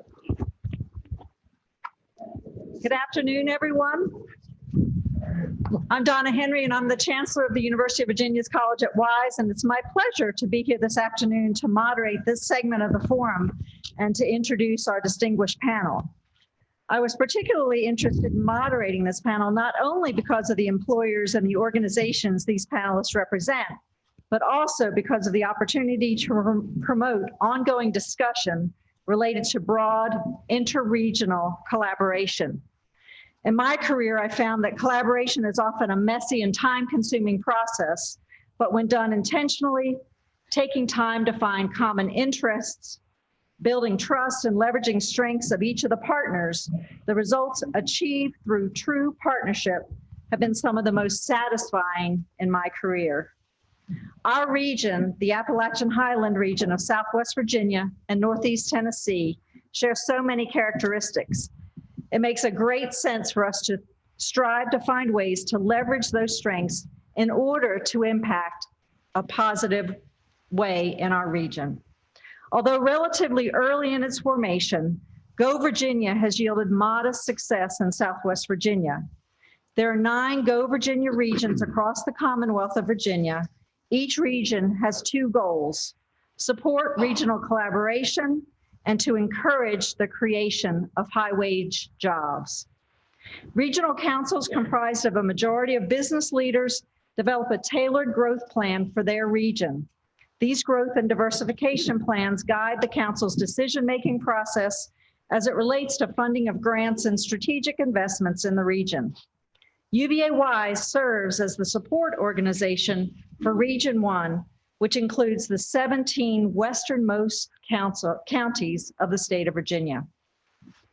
Due to Southwest Virginia's strategic location bordering 4 different states, the Region 1 Council is seeking broad geographic initiatives in which we can invest that target manufacturing, agriculture, information technology, and energy. My hope is that during the networking taking place here today, each of you has met someone new or learned of an opportunity in which we can begin collaborating across state lines.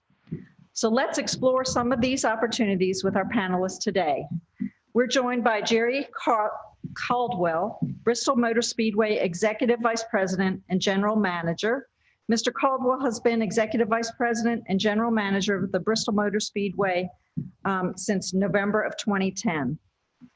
Mark Costa has served as Chairman and Chief Executive Officer of Eastman since 2014, after joining the company in 2006 as the leader of strategy, marketing, and business development. He has served as Chief Marketing Officer and was named President of Eastman in 2013. Alan Levine, with more than 25 years of hospital operations experience, Alan Levine has served as Chief Executive Officer of hospitals and health systems, ranging from a small rural hospital to one of the largest public systems in America. As the Chief Chairman, President, and Chief Executive Officer of Ballot Health, he is serving the region very well. Scott Neiswanger, Chairman and founder of Neiswanger Foundation. Scott Neiswanger established the Neiswanger Educational Foundation in 2001 to create opportunities for individual and regional growth through educational programs, scholarships, and other charitable activities. He is chairman of the Neiswanger Performing Arts Center in Greenville, Tennessee, and lead benefactor for Neiswanger's Children's Hospital. Bill Green is the co-founder of Tennessee Bank of Tennessee, and is currently the chairman of the Bank of Tennessee and Bank 10 Corporation, along with Carter County Bank and Carter County Bank Corp in Elizabethton. He is a licensed airline pilot and founded the Elizabethton Municipal Airport. So, time to move on to the panel questions. Let me start with Mr. Costa. What characteristics of our region have led to your operation's success? Specifically, address those characteristics that you feel are unique because you operate in Northeast Tennessee and Southwest Virginia. So as hopefully many of you know, Eastman's been part of this community and part of the growth of this region for a very long time. 2020 will be our 100th year anniversary. We're really looking forward to the centennial celebration next year. And we feel very much that we're a part of the fabric of successes and the challenges of this region. And we've had a lot of choices. We're a global company. We have 52 plants around the world. We sell in 100 different countries. I have major commercial offices all over the world, and yet half of the population of Eastman, half the employees, reside here. If you look at the amount of CapEx we spend, which will be around $500 million this year, half of it, more than half of it, will be here, right? We choose to invest in this area. We don't have to do that. We could choose in a lot of other areas.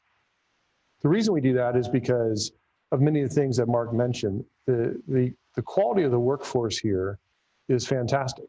We have one of the best workforces that I've seen compared to many other locations. And it's their determination, the hard work, the culture that we talk about that's so strong in this region is alive and well in Eastman, and how we operate our plants safely every day. And where everyone shows up wanting to see the team win. It's a culture that wants everyone to come together and win. And it's one that's dedicated, that focuses on the success of the whole as opposed to the individual. And that's been one of Eastman's sort of core strengths. In addition to that, the kind of support we get from the local government and the state is fantastic. It's not just about the incentives, but it's all the support, whether it's the education systems that have been so strong here, whether it's the, local community supporting a chemical company residing in the middle of their town, which is not always easy. And I think we've had a great collaboration, but the local support here is outstanding and really demonstrably better than any other place around the world that we exist. And I think that as you think about the underlying capability of this region to attract talent, we have a lot of things going for us. It's an attractive place to work and live. It's affordable cost of living. And so on many aspects of infrastructure and lifestyle, I think we have positives. Clearly, we have challenges on this front as well, where it is getting harder and harder to attract talent for all statistics and discussions that we've had. It is becoming a bigger issue. So as much as we like being here, and there are many strengths, those three being the top of the list, we also have to recognize that it's getting harder to add headcount here. We don't have the lifestyle infrastructure that other places have to offer. We don't have opportunities and jobs for the trailing spouse in many cases. That's so essential to getting people to move to an area that many other locations can offer.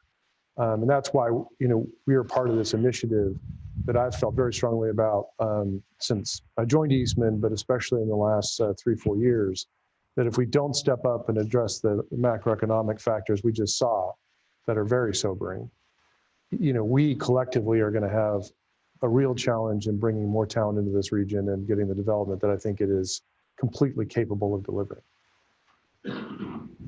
Okay. Mr. Levine, what currently is working at the state level or regional level that needs to be continued, supported, maybe scaled to improve outcomes that would include health, economic, or educational attainment? Well, first of all, can you hear me? I don't know if my. There you go. All right.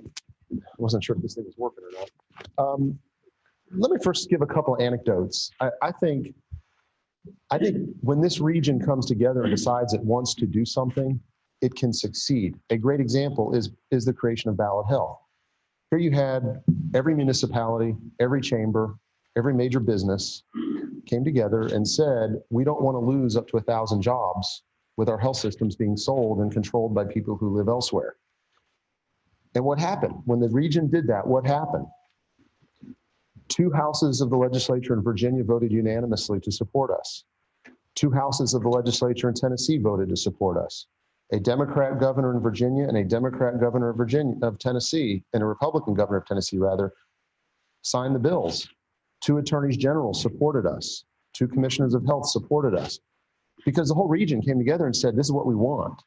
And so there's demonstrable evidence that when we do that, we can move mountains, literally. And another example is, I think just recently, Dr. Nolan and I went to Nashville. We had one meeting with Governor Lee's staff where we said, we want to create a national center of excellence in rural health research. We want to partner with the University of Virginia. We want to create a regional center of excellence for rural health research.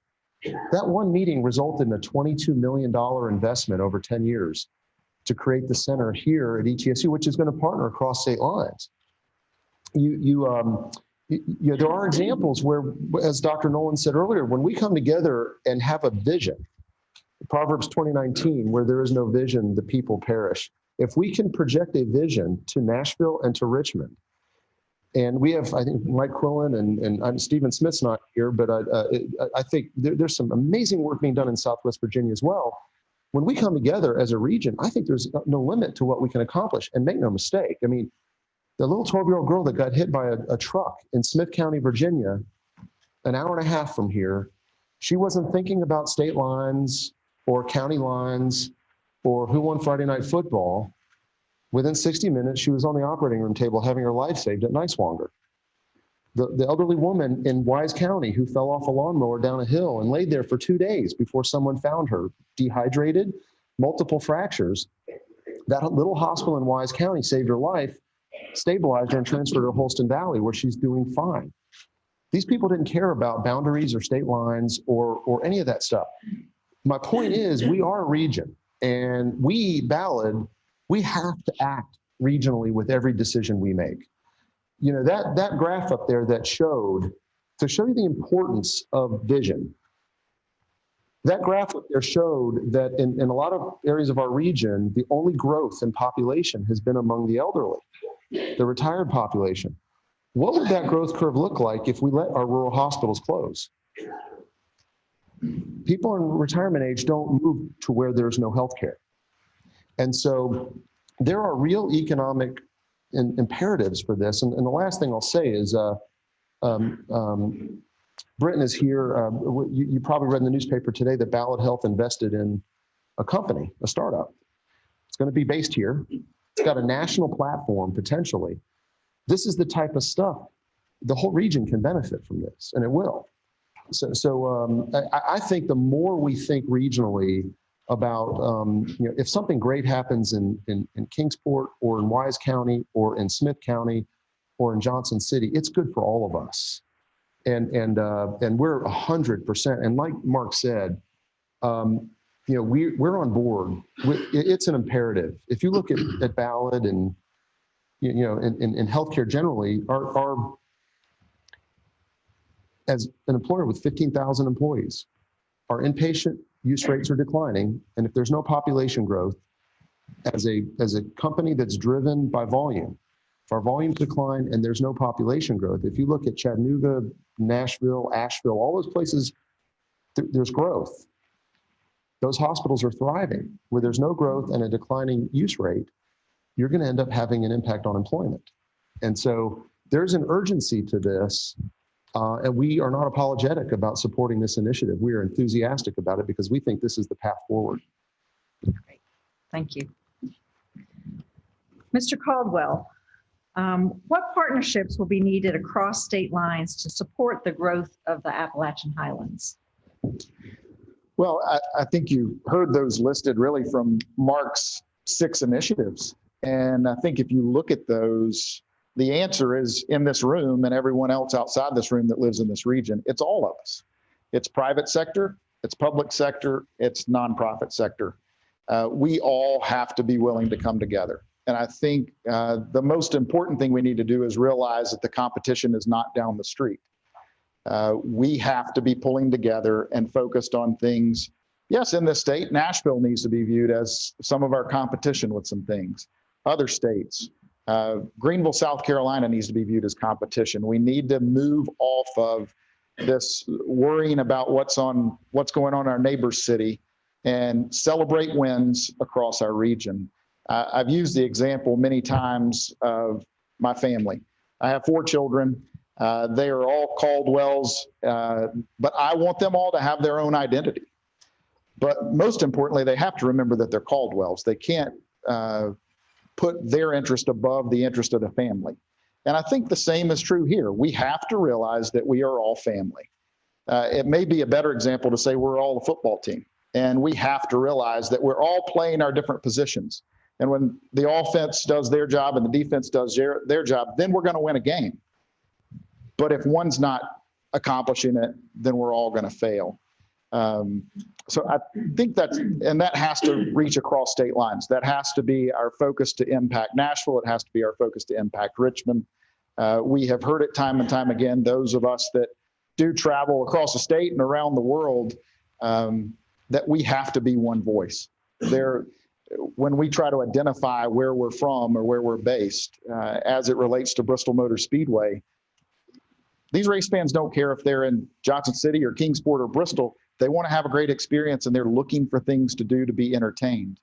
And any of our entertainment or sports industry is more and more competitive. People are consuming things in a different way, and it is very lifestyle based. They want to come to a place for an event, but then do many other things. So we're, as the others have said, all in on this initiative. And those partnerships that we have to agree to and lock hands on are really for us to come together as one voice and remember in all sectors that we're stronger together. Great. Thank you. Mr. Green, in your opinion, what is the key step or action our region needs to take to make a substantial positive difference? Well, I'm sorry. Is this coming through? Can you hear me? I'm sorry Mark Fuller's not here. What a tremendous talk he made because where is it? It's right there. back of the room. Okay. Just standing, bad back. What a great presentation you made. I don't want to repeat a lot of the things you said, but you covered a lot of my talk, so thank you. But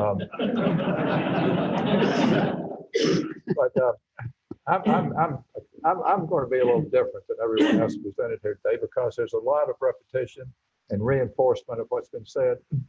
But I'm gonna Hold lower on one myself- second, Mr. Green. I think folks can't hear you and they're going to bring They're you a gonna get you a mic microphone. right here. Testing. Is that better? A lot of what has been said, I don't think needs to be repeated. So I'm going to lower myself into a little different position because in the banking industry, I am a part of a community bank in Northeast Tennessee, and I'm down on the street. I'm actually talking to people that are borrowing money for their daughter, son to go to the university. I'm the guy that's loaning the money for the cars, and I'm dealing with the public every day. So I'm going to put a little different perspective on it than most of you have heard today, any of you have heard today. First of all, I know why all of you are here. You're here because you subscribe to the way we're moving and what we're trying to do. I doubt if there's anyone in this room today that comes here in a negative attitude simply because they want to find out what we're talking about. That's not happening. Now, if you'll go back some years, one of the pushbacks we get, and Ken Manus was part of this, I was, and I see some other people in here that were part of the Tri-City Business Alliance. That didn't get much traction because we didn't have the momentum we have today. We didn't have the foundation, we didn't have the money, but we struggled with that for about 3 or 4 years. But the difference today is that fact that we have all 4 legs of the stool pulling in the same direction. We've never had that before. If you'll stop and think, we have the health science side and very strong support of this. We obviously have the academic side. When you have, Brian, thank you for doing what you've done here to put this together. You have Bill Greer, and thank you for coming down, Dr. Henry. So we obviously have the academic side.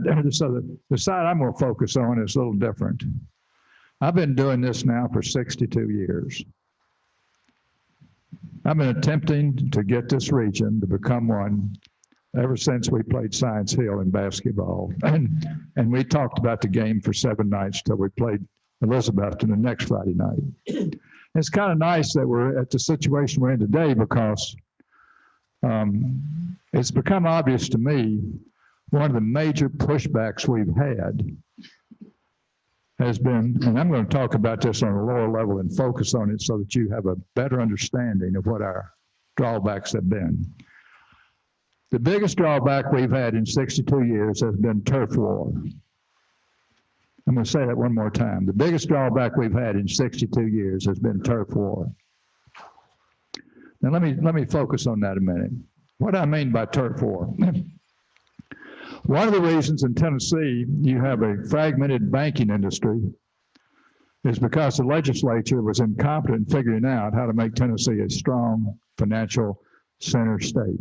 And if you'll notice today, we're suffering from what was not done in the 30s, 40s, 50s, and 60s because you had to stay inside the county you were domiciled in. You could not marshal assets.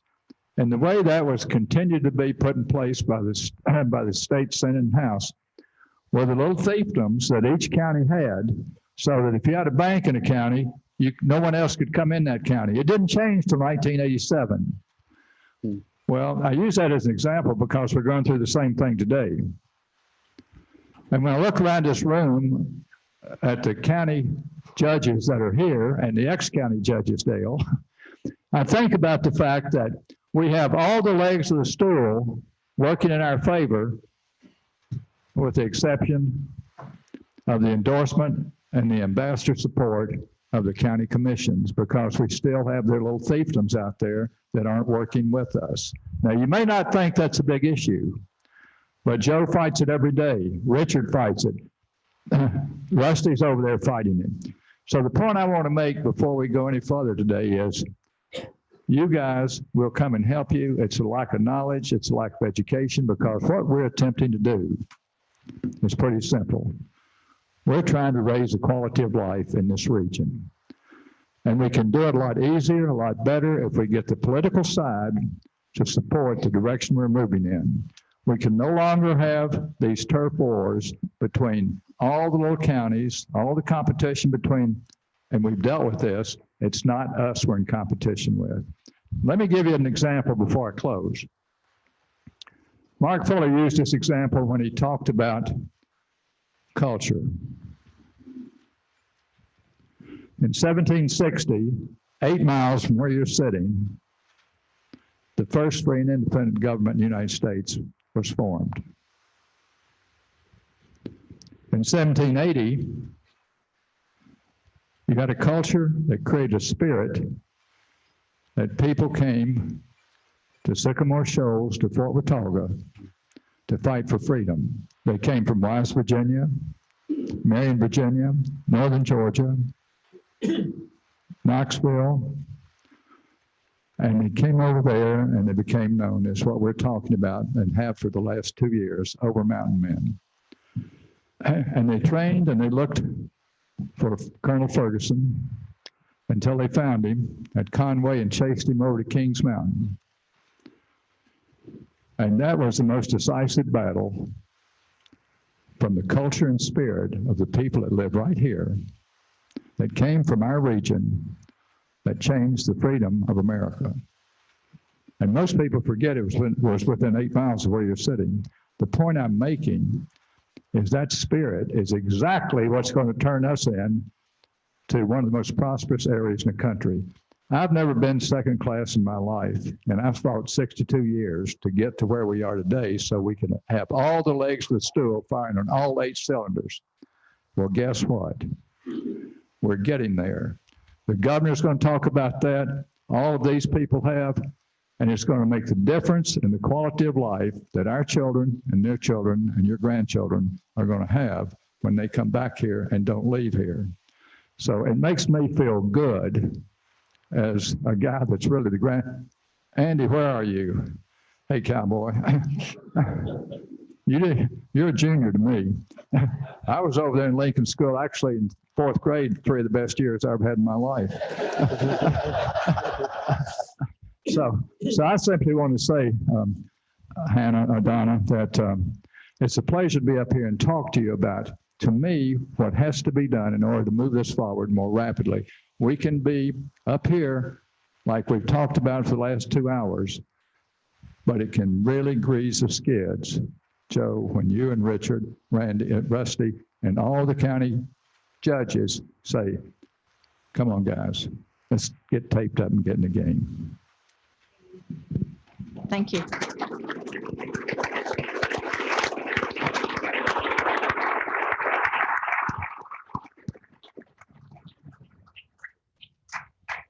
Thank you so much. And Mr. Neiswanger, if you could tell us what keeps you operating in Southwest Virginia and Northeast Tennessee? Quite a way, I always have to follow you. Sorry. Our foundation has a slogan that you probably all heard: learn, earn, and return. That's not learn, earn, and leave. It's learn, earn, and return. For me, it's about quality of life. I guess you could say we're a homegrown product because we started our 2 companies in Greenville. Quality of life. We took 2 of us took $4,000, spread it out on the kitchen table, and took it down to Larry Estep's bank at First Tennessee, and started Land Air and then Forward Air. We were in business here 7 years before we lost our first employee, and she left. She and her husband started their own small, non-competitive business, and they're still in those businesses today. The work ethic that Mark mentioned earlier is phenomenal within this region. As we began to grow those businesses and went public, well, actually, I mentioned Larry Estep. I'm going to mention him again. I know he's here today. Just before we went public, we needed some strong mentorship, and we got it from Larry and Senator Tom Garland and others. Larry actually put his job on the line at First Tennessee Bank to support expanding our node at a time we were growing very, very rapidly. 2 years later, we went public and I was able to write a check and pay off Mr. Estep's bank. But had it not been for the help of lots of people around us, we wouldn't have been able to, I wouldn't be able to sit here and tell you this story today. Now, when we did go public and we moved up to about 9,000 employees between these two companies from the two of us at the kitchen table 9 years earlier, we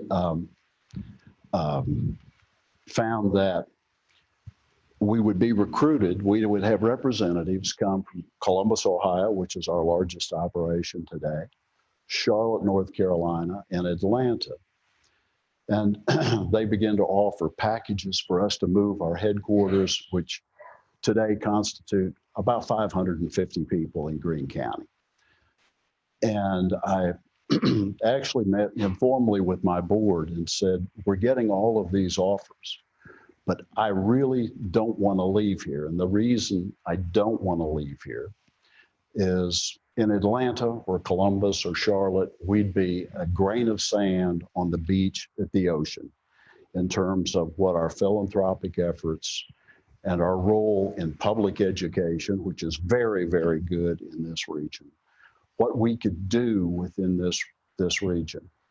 The board agreed with that, and to this day, all of those jobs, now that I'm out and retired from those businesses, they still exist here today because of that philosophy and the importance of that this region, or what this region gave to us as we were trying to build those businesses.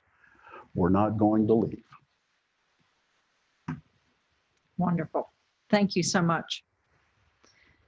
So Mr. Costa, as companies consider locating to our broader region, what advice would you provide them on how to go about connecting to the resources and support that is here? Well, today and how we're configured, I think I'd start with may the force be with you. Or bless your heart. You know, the reality is, in the way we're configured today, it's not feasible to really productively and efficiently interact with this region to try and bring business here. That's why we're sitting here. You know, we have a phenomenal set of resources and capabilities, as Mark laid out in his presentation, and things to build on that a lot of other regions don't have. We have a great workforce that we've talked about. But as Bill pointed out in your illustration, we are not remotely configured to compete and win. And we're so far from it, you know, that if we don't do something radically different, we're not going to actually succeed. It's just that simple. There's no getting around it. It's not, we're going to try a little harder. We're going to, you know, have agreements across a couple of agencies, you know, that we're going to collaborate together and it's all going to be okay. If you're interpreting this conversation or why we're having this meeting today, that's what we're about, is just asking for a little bit more collaboration, you've missed the point.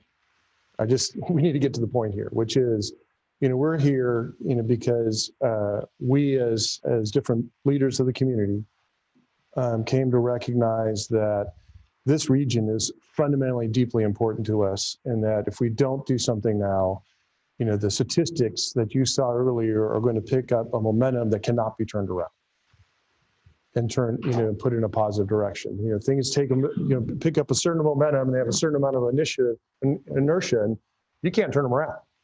We're not there yet by any means, but we're going to get there. So we've got to decide if we're going to come together and be the place that is easy to interact with. When you look at any other success story, Chattanooga, Greenville, Northern South Carolina, you know, we can go through a long list of people. We don't have to reinvent the wheel here. It's been done before. It started typically by, you know, business leaders coming together saying, we're all in to try and drive a different outcome. We know that as business leaders by ourselves, we can't get much done. So it has to be a collaboration with government, with academic institutions that make a fundamental difference in the kind of knowledge assets we have to work with in this region, with the social organizations in the region that you want to bring together. But most importantly, I just want to double down on what Bill said, is that you have to double down on how we're going to integrate into one region, which means we have to have an umbrella organization that's going to represent who we are as a region, that's going to integrate and pull together all the other organizations that exist, but are by definition organized to have a, parochial point of view. That's how they got commissioned. That's how they got funded. That's how they politically got elected. And so it's hard for them to collaborate in a sort of amoeba fashion, and have a good outcome. The feedback, you'll get from people interacting with this region from the outside has been mentioned by multiple people, which is it's confusing, it's fragmented, it's not consistent. That is the biggest problem that we face. So when we think about interacting and bringing business here, we've got to figure out how to actually have a more structured, professionally led, integrated approach to this problem, which is, I believe all of us are sort of fundamentally behind supporting. So that when someone shows up, they get a very capable and scalable way to interact.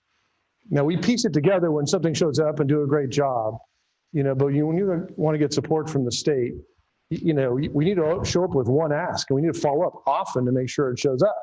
And it can't be, bumping around. I know that all of us are, very interested in being supportive. I know Eastman is, all in on this effort.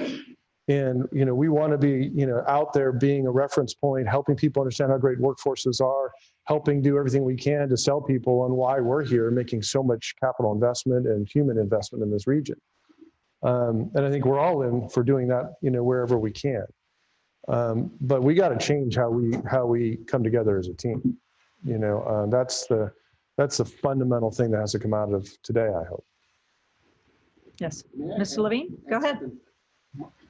Mark touched on a really important point there, and that is, if you look at regions like Greenville, South Carolina, or Knoxville, Tennessee, or Chattanooga, or Nashville, that graph that had Nashville with the growth, the blue area went all the way from Kentucky all the way down to Alabama.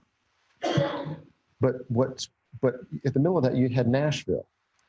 When you look at these areas, you look at places like Knoxville, where you have Blount County to the south. Blount County is growing like crazy. And so what's different about our region is we don't have one central focal point. We have three great cities in Tennessee. You have, Bristol, Johnson City, and Kingsport, and then you have the Southwest Virginia area. So what we're not saying, and it's important to say what we're not saying that any community should ever think of giving up its identity or what's good about it. What we're saying is it's a little harder for us because we do have in Tennessee 3 primary cities in the Tri-Cities, and then Southwest Virginia, which makes up the Appalachian Highlands. It's harder for us because we don't want any of those central points to give up their identity. But if you go around to those other parts of Tennessee that have seen dramatic growth outside of Nashville, most of what's growing in Nashville isn't necessarily just Nashville. It's all those areas around it. Everybody has benefited. The same thing can be said here. If we are willing to make the harder leap, because we do have such great communities, we don't want to give up those identities. We love Friday night football. We want our high school and our community and hometowns to be successful. But if you look at what's going on, if we don't have population growth, you end up seeing those schools shrink. And that's what's going on right now. You're seeing schools that are shrinking that can't fill their capacity. And as that works its way through, as that demographic works its way through, and we start thinking about what the workforce looks like, that's the challenge. We can't have fewer students coming out of our schools, which then makes for a smaller workforce. And so I think you're experiencing this at UVA-Wise. Dr. Nolan's experiencing at ETSU with enrollment decline. We've got to invest in that workforce. We got to grow the workforce, which means we have to grow the population of people that are of childbearing years. And so we've got to make the region more attractive to bring those people here and to bring the jobs here that will employ those folks. Great. Thank you. Mr. Caldwell, a little bit earlier, Mr. Green shared his perspective on this question, but in your opinion, what is the key step or actions our region needs to take to make a substantial positive difference? Well, I think it's going to be repeating a lot of what's been said, but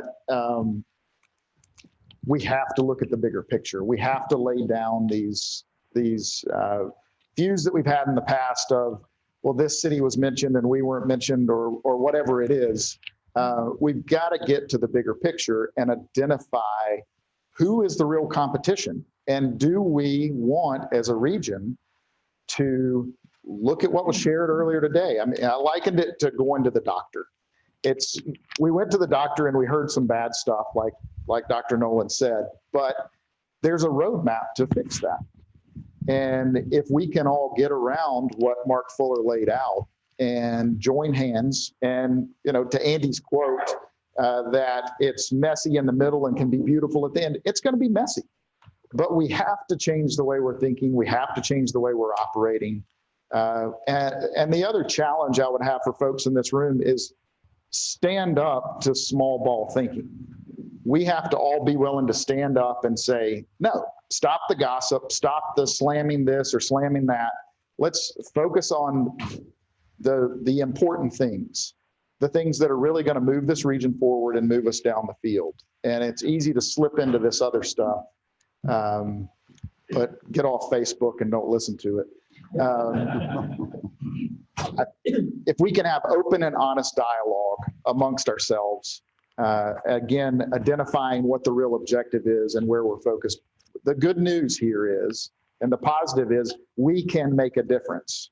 We have tremendous assets and tremendous resources that when we put our efforts around those things, we can make a real difference. If you look at the changes that happened as we've studied this over the past few years, of a Greenville, South Carolina, or a Knoxville market, or Nashville, it happened from a group of individuals getting together and saying, we want a different outcome.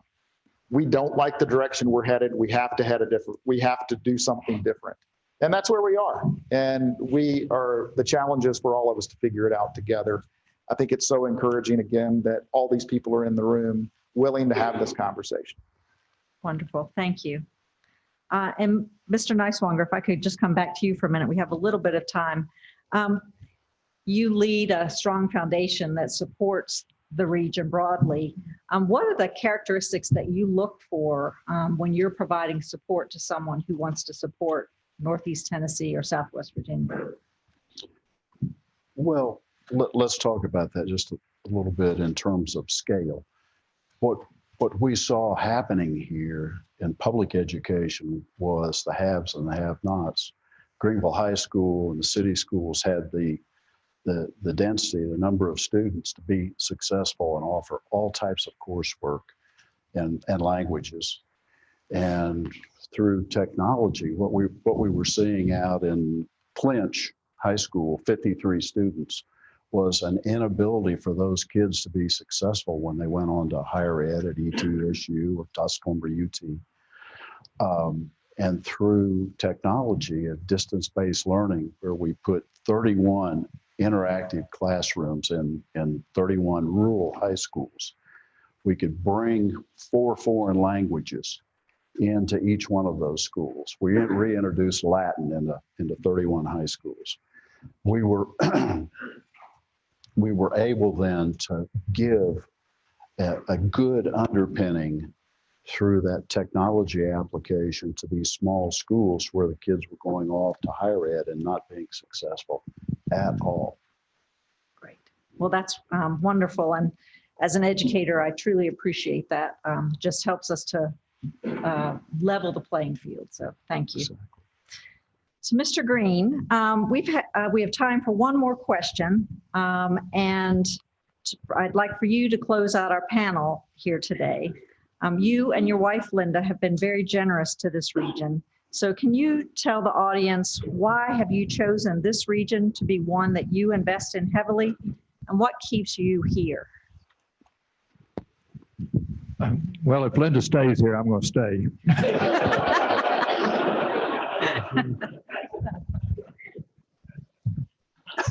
And that's a great question. I'm thrilled to answer it because having spent 80 of my 82 years here, obviously I've had chances to move somewhere else. I lived in Memphis. I lived in Nashville. I lived in Winston-Salem. And what keeps me here is exactly the reason we're sitting here today. The optimism and the culture of the people here are what I love. As Donna, you said yesterday when I asked you, well, how long have you been in Wise? And you said 7 years. And this is true with pretty much, I would say, half the audience here, especially you girls and guys from Purdue, because I know you were glad to get out of there.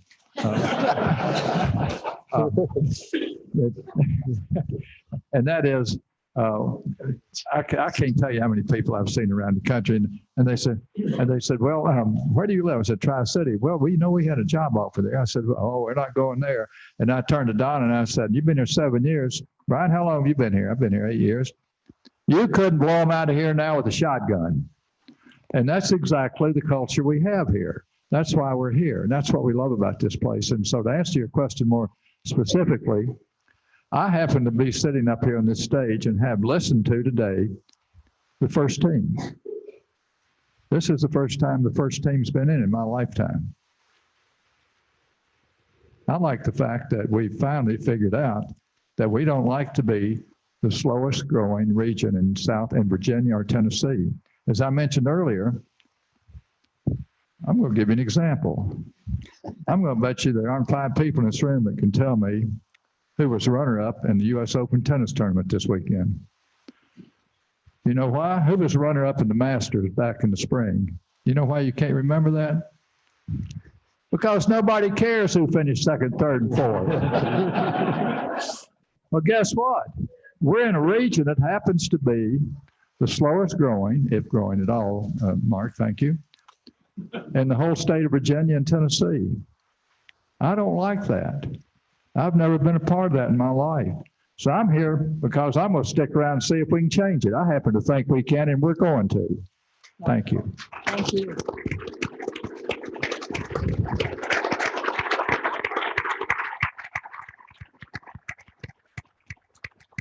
Well, I'd like to thank each of you for your time here today, and I think we're ready for the next stage of the event. Thank you all. Thank you.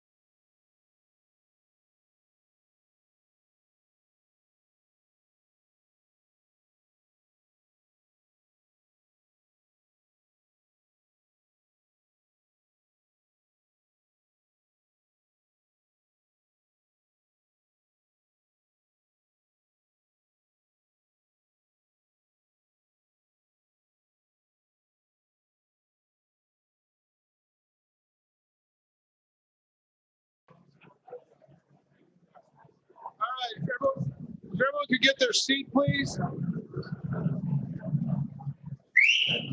Even better? Everyone get their seat, please? All right.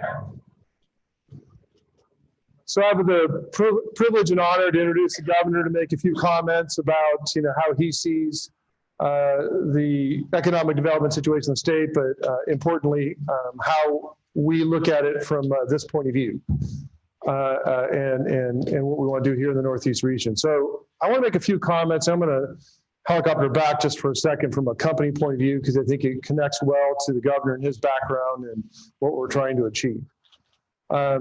As a large corporation, you realize that you have a huge responsibility to shareholders. You have a global business. You're serving companies all over the world, competing with companies all over the world. And even as a U.S. public company, very complicated environment to be in when you look at all the pressures that are on you.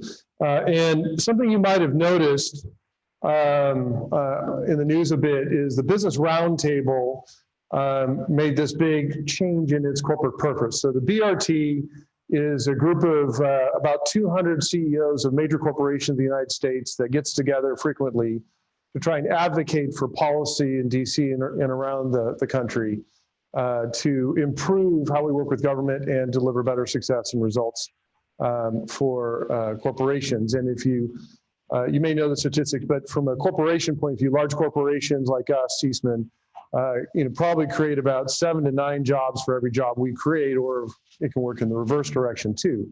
So it's a huge responsibility when we think about what we do. And what we realized about our corporate mission was it had been written a long time ago, and it just said create value for shareholders. Very Milton Friedman, if you know him, which is the only thing that matters is a company focuses on making a profit. And we realized that fundamentally, while that is our goal in the end, we are owned by shareholders, and our responsibility is to create value for them. Describing our mission that way was incredibly narrow-minded, especially in the world we live in today. So we changed our corporate mission, 180 of us signed on to it, and it's important because what it says is our job is to fundamentally create value for customers. We have to invest and develop our employees to actually drive the organization well, deeply work with our suppliers who enable us to do what we do, and work with the communities to create the environment where we create a system, and how we, as both the corporations that we are and all the businesses, small businesses in particular around us, create value, that we have a system that enables us to create enduring long-term value and growth for the enterprise, as well as all of those constituencies, those stakeholders we impact. It is a big and fundamental difference. You'll probably, if you read the Wall Street Journal, you'll know that a lot of people didn't like what we said. They wanted us just to be focused on the shareholder. And that's a fundamental problem we face. It's not because we don't care about value with the shareholder, we do, but we're recognizing that it requires a much bigger effort in collaboration to succeed. And if we don't do that, our chance of success on long-term value creation is low. Short-term, we can do lots of stuff that isn't very productive. And if we bend to those forces, we won't actually create long-term value. And that is exactly what we're talking about in regional development in this whole session, which is that we don't work together and understand all the stakeholders and work together as a team and a unit to create value, we're going to fail. And community for us is obviously a big part of it. And what's great about our governor is he gets this, right? He has a business background. He knows what it's like to build a business. He knows what it's like to have a community that supports him. He knows what it's like to have an education system that develops employees with the talents and capabilities that you need to grow your business, to have successful customers that you can serve, and build a virtuous cycle in the system. And I think one of the advantages we've had here in Tennessee is we have business-minded politicians who have been there, who know what it's like to hire people, and even more so how painful it is to have to fire people when things aren't going well, and not to want to have that experience if it's at all possible. So it's an incredible privilege to have someone such a deep background in the business side who has such a passion for capitalism and a passion to investing and growing all of the regions of the state. And with our integrated effort, we're going to be coming with lots of requests to you on what we want to do to bring this region into growth and contributing to the growth story of the state. So very much looking to hear your thoughts and very much appreciate what you can bring to us and the state. Thank you. Thank you so much.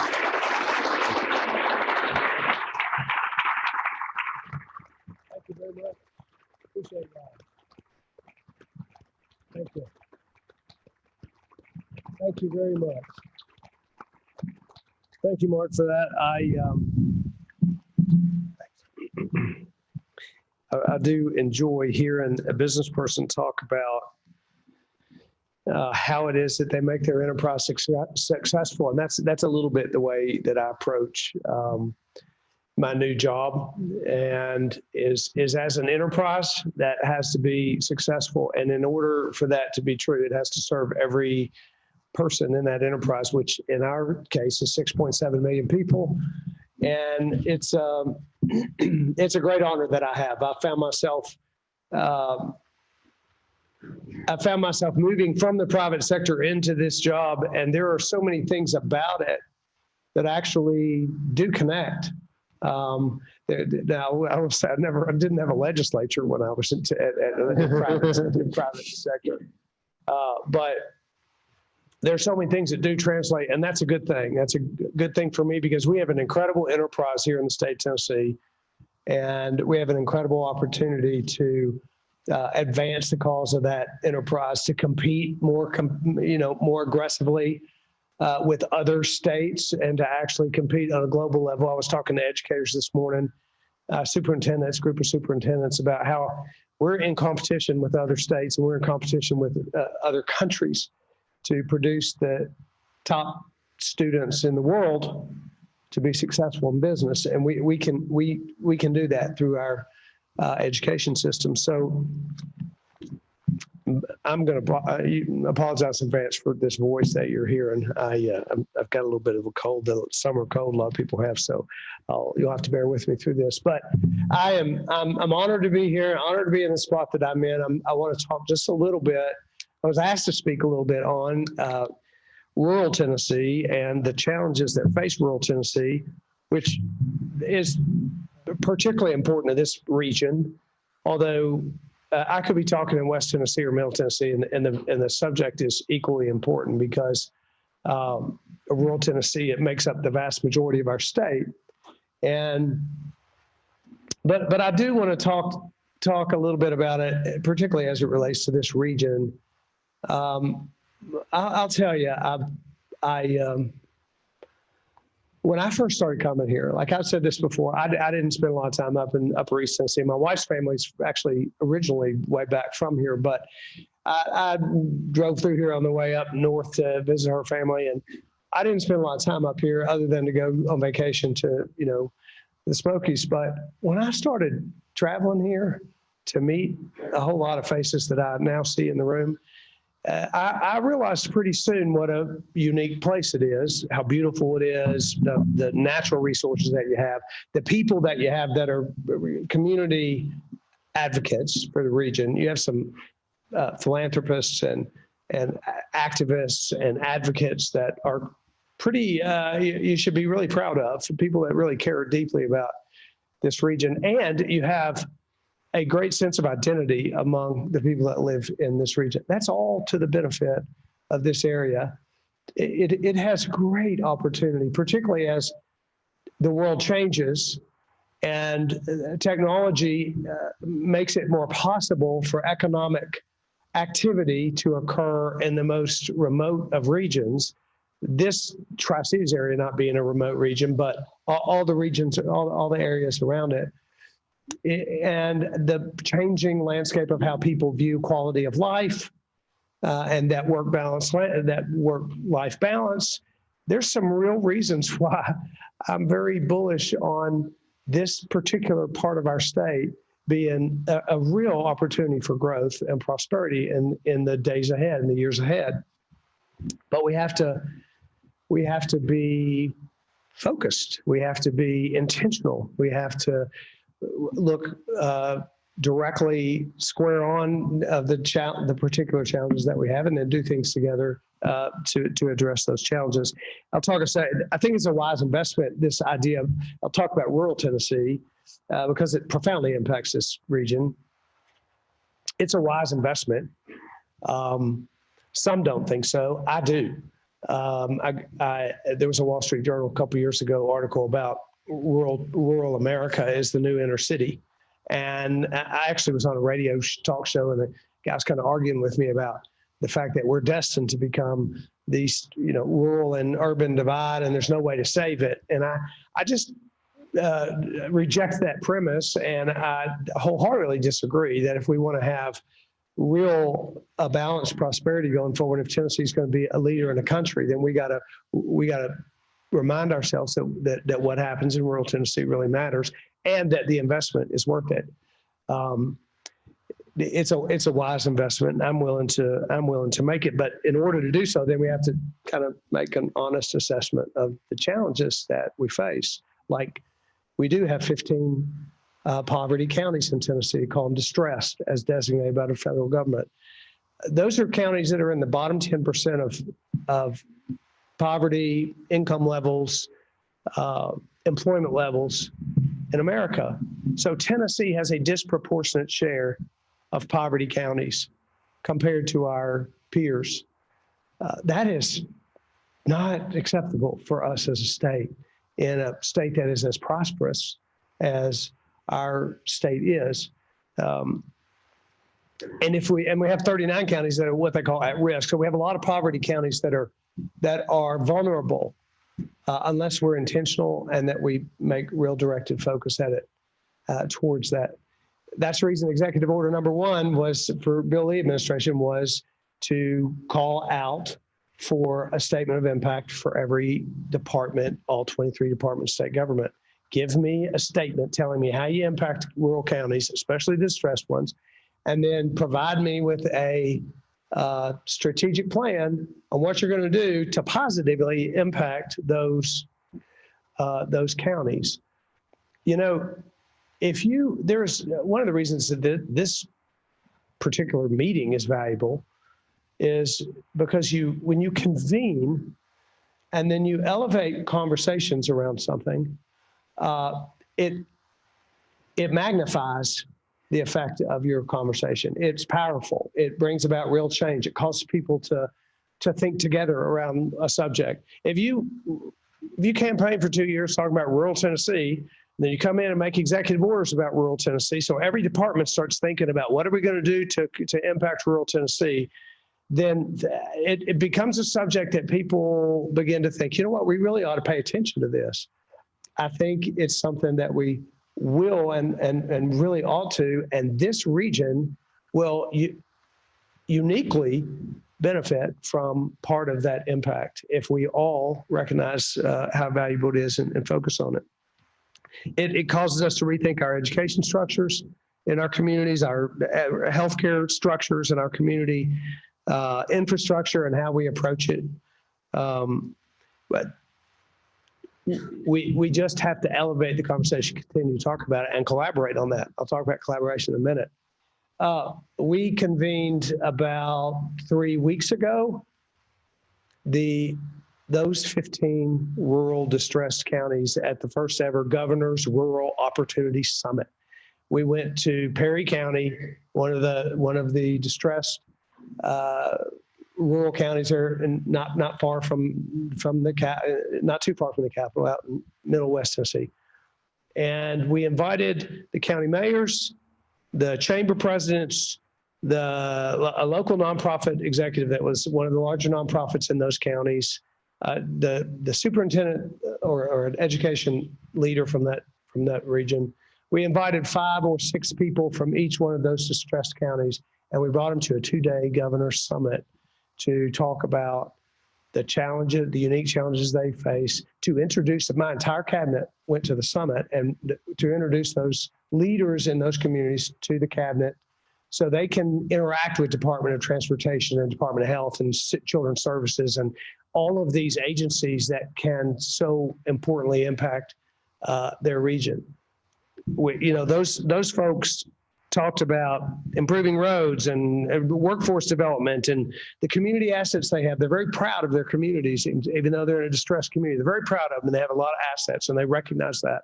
And they just want to, and the power of bringing those together and for them to collaborate and start talking about what their unique problems are together, but how they can help one another and how the state can create an environment for them to thrive. It was very important, very powerful. It's part of what we got to keep doing going forward. The other thing that we have to remember, or that I have to remember, is that in order for Tennessee to prosper, whether it's Unicoi County or in Washington County, whether it's Johnson, rural areas or more of our cities, in order for them to prosper, we have to have a business environment in Tennessee that allows us to invest in the things that need to be invested in. It's a little bit like what Mark talked about. There's one way to look at a mission statement. It is to bring value to shareholders. Probably the reason that was the mission statement, because if you don't bring value to shareholders, then you don't get to do all the rest of the things that you want to do in your business. Now, they are incredibly valuable, but without a profit, none of it happens. In state government, without fiscal stability and an approach to fiscal responsibility, an approach to our fiscal budget with responsibility, then we won't be able to invest in education and criminal justice reform, in rural initiatives, in the things that we want to invest in. So I say that because I think leaders in communities have to remember the same thing. And we have to be in agreement as we think about fiscal policy going forward, particularly because a lot of what we want to invest in requires money, and it requires, funding, and it requires requests. But in order to be able to do those, we have to be very diligent and disciplined in the way we approach our budget. So it's the reason we made the largest single investment in the rainy day fund in our state's budget this year. And we have over $1.1 billion in our rainy day fund. I'm a business guy who's been through some very difficult cycles in the economy. And if you don't manage your budget well in business and you go through those cycles, you'll go bankrupt. In government, you raise taxes if you don't manage those well, and it's a bad idea. So I'm going to manage the fiscal policy of this state so that when this economy does slow down, we'll be in a position of strength. We can continue to invest in the things that we need. I think one way we do that by putting in, besides investing in the rainy day fund, is to actually cut taxes. We cut taxes so that we can stimulate business growth. And we have one of the lowest tax rates in the country. And it's one of the reasons we've been named by multiple publications as the best place for business growth and small business growth in the country. That's really how you stimulate the economy, is in part by saving for a rainy day, cutting taxes at the same time, and then looking for alternative revenue streams that are going to make up for those tax cuts in different ways and push those.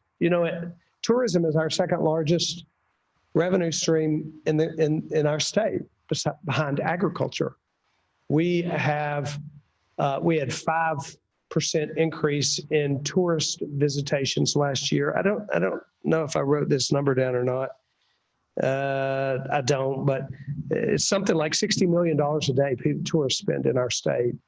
Those revenues that are continuously growing, and if we focus on those, they allow for income streams that allow us to make tax cuts so that other folks can create businesses. I won't say a lot more about the fiscal condition of our state, except to say that people outside Tennessee see it, and it matters. It's part of the reason I'm encouraged. Alan and I were talking about a company that's decided to move here. Companies are going to come to states that have a predictable financial future. Businesses want predictability. They want to know if the state is being responsible with their money. I'm really pleased, by the way, after we rolled out our last budget, which was unanimously passed by the legislature, U.S. News and World Report named Tennessee as the #1 best fiscally managed state in America. That is really good.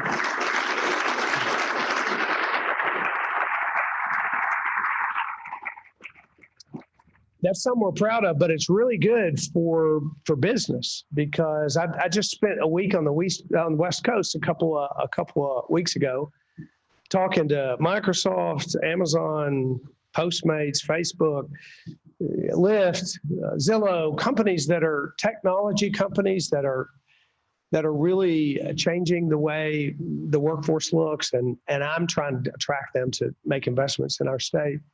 And number one, they want to know about your fiscal stability and the tax rates, your business tax rates and your fiscal stability. But number two, they want to know about workforce development. They want to know, do you have an education system that is going to provide the workers that these companies are going to need when they come? Some of them come in with 5,000, 10,000 jobs. And then the subsidiary companies that come around them, they're very interested in what we're doing in Tennessee to create a workforce. I think it matters as much as anything toward our economic prosperity in this region, as it is in any region. It matters as much as any other thing how it is that we educate our kids. It's the reason I focused on the GIVE Act this year, Governor's Investment in Vocational Education Act. We have to be thinking about pathways to success that provide our kids real tools to use in the workforce. Not only our kids that are going to, post-secondary and getting their master's degrees and their bachelor's degrees and getting highly qualified through our institutions of higher learning, which are incredibly important, and they play a tremendous role. And these companies are very interested in that, how we do secondary, how we do higher education. But they're also interested in the 4 out of 10 kids in our state that don't go to college and what we're doing with them. And a lot of those kids can not only be plumbers and pipe fitters and welders, but they can be coders and computer scientists, and they can have skills necessary for jobs of the future. We have to engage, and I say this about you have to engage, the private sector has to engage, the nonprofits have to engage in that education system if we're going to really raise up these kids that are going to fill the jobs for the future and make this a place that companies want to come. Because I also was in Japan doing the same thing. Same question. We have 200 companies, by the way, in Tennessee from Japan who employ over 50,000 people in this state. Foreign direct investment is really important here. And I'm out there talking to these companies and I was in Korea and Japan and saying, you really need to come here. And what they say to me is, do you have enough workers if we come and bring our 2,000 jobs? I want to be able to say, absolutely, we do. We have them from the master's in engineering level, but we also have them to fill the jobs on the lines for you. And we've got to work together to commit to do that through workplace learning, apprenticeships, whatever it takes to innovatively develop an education system that's going to meet those needs. I'm going to run out of time here, and y'all don't want to hear me drone on and on, but I will say there are some other things that are very important that we need to, and y'all probably talked about this a little bit today, that we need to make sure that we are investing in if we're going to create an environment for people to thrive. The mission statement that the company that I used to work in was that we exist to create an environment where our employees can thrive. And that's what I want to do in Tennessee. I want to create an environment where small business owners can thrive, where citizen, pick your slot in the citizenry where you can thrive. And we do that by creating an environment that does provide access to a high quality education that's going to get a kid a good job. And one of the ways we do that, by the way, is we have an infrastructure. We invest in an infrastructure, including, by the way, we just put $20 million new dollars in our budget for broadband expansion. Because if we want rural communities to be an environment where someone can thrive, their kids need to be able to do their homework online, and they need to have access to telemedicine in a rural community so they can work to a major medical center and have connection to specialists without having to drive an hour and a half to get there. but they can't have that if we don't have broadband. They need to have, we need to have distance learning for communities in far-reaching areas that don't have a computer science teacher, but that could have one through distance learning. And by the way, in my plan, we're going to have a computer science AP course in every district in Tennessee when we're done with it. But until we do, we need to have access to that for our kids in order for them to be able to thrive. And who can run a business or start up a small business in an area that doesn't have the technology and the infrastructure in place in order for them to do that? So there are a lot of things that have to be done, but there are a lot of people in this room that know exactly how to get that done. And that's the last thing I would encourage, and I want to just share and say, we probably everything I just got through talking about is nothing new to any of you in this room.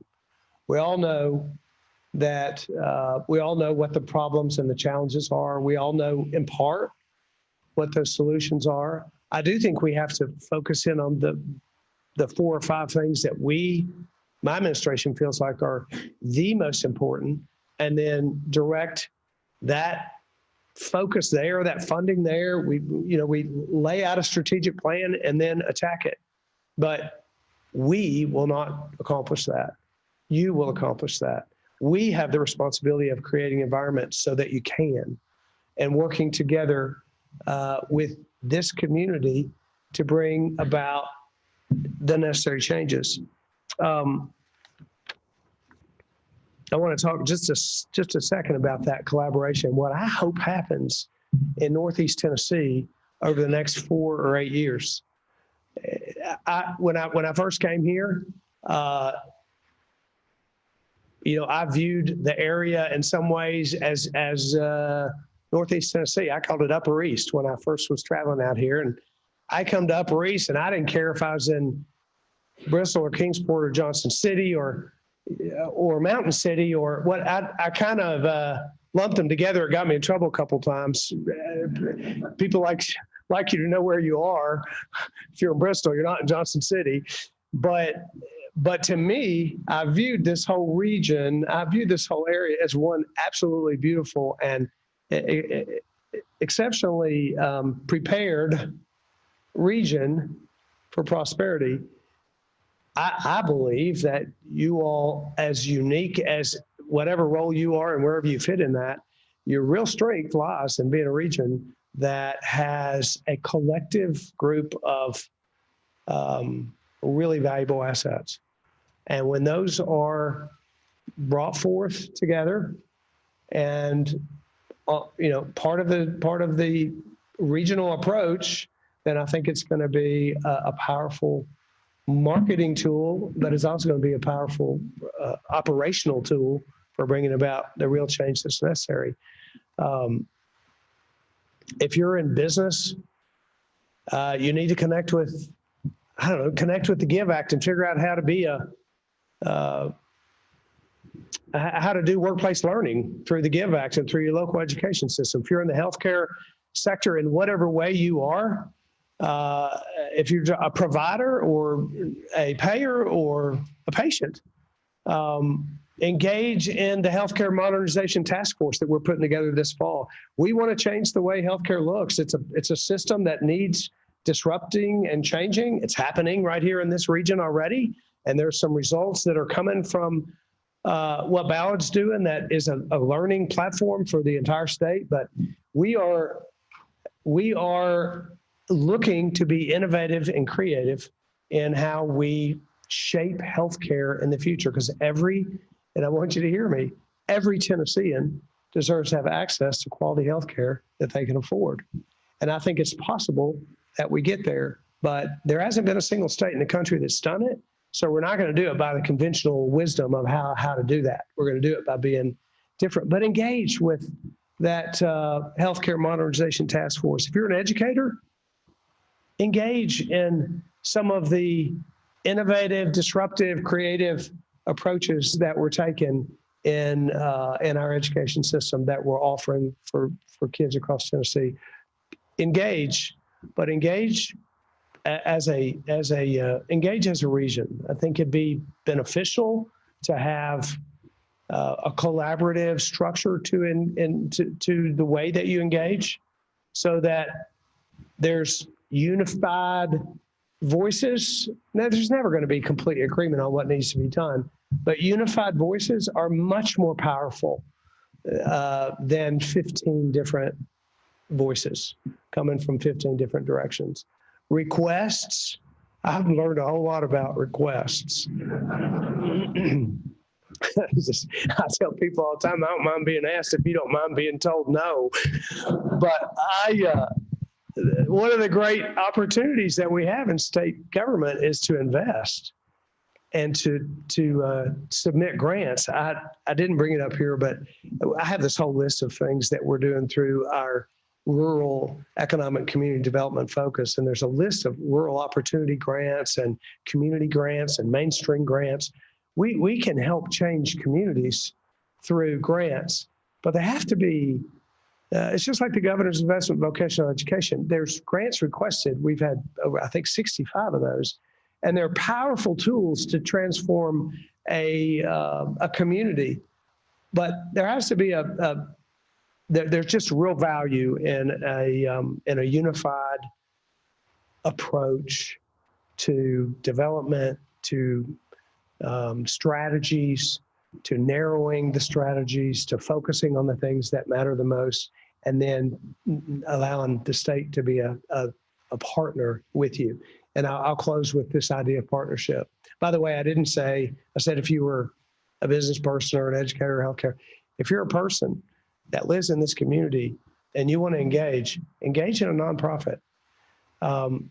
This public-private nonprofit partnership is a powerful way to transform a community. Government isn't the answer to Upper East's solution. Government's not the answer. We're a government of the people, and the people are the answer. And the people reside in private sector and private business. They reside in nonprofits. They reside in churches. They reside in government and government entities. People are in all sorts of institutions throughout our communities. And when we engage, when they're engaged, only when they're fully engaged, are we going to accomplish the very difficult tasks that lie before us. I like difficult tasks. If it was easy, it would not be fun. I like difficult tasks because it causes us to have to come together in very meaningful ways and accomplish those tasks. You're a very unique group of people in a very unique part of the state. Let me just say that. And as I've come to, and certainly every region has its value but every region is unique and they have assets. You have assets here that West Tennessee doesn't have. You have assets here that Middle Tennessee doesn't have. Even that parts of East Tennessee don't have. You have a unique asset in this region that you ought to capitalize on. And you ought to convene around, and you ought to elevate conversation around it. And when you do that, then you'll develop strategy that makes it much more easy to partner with us and with what we're trying to do through our partnership with you here at the state. Know this, you ought to know already by my comments that I'm certain that this region is going to and can be very successful. I make comments about Tennessee can lead the country. I've visited with a bunch of governors now. I've had the great privilege to meet with maybe 35 governors out of the 50 governors across this country. We have some things in our state that they wish they had. We have some challenges, just like they do, but we got a lot of things going on in this state that are incredibly positive. And if we can find synergy, and bring an exponential factor to the way we work together to bring about change, we really can lead the country.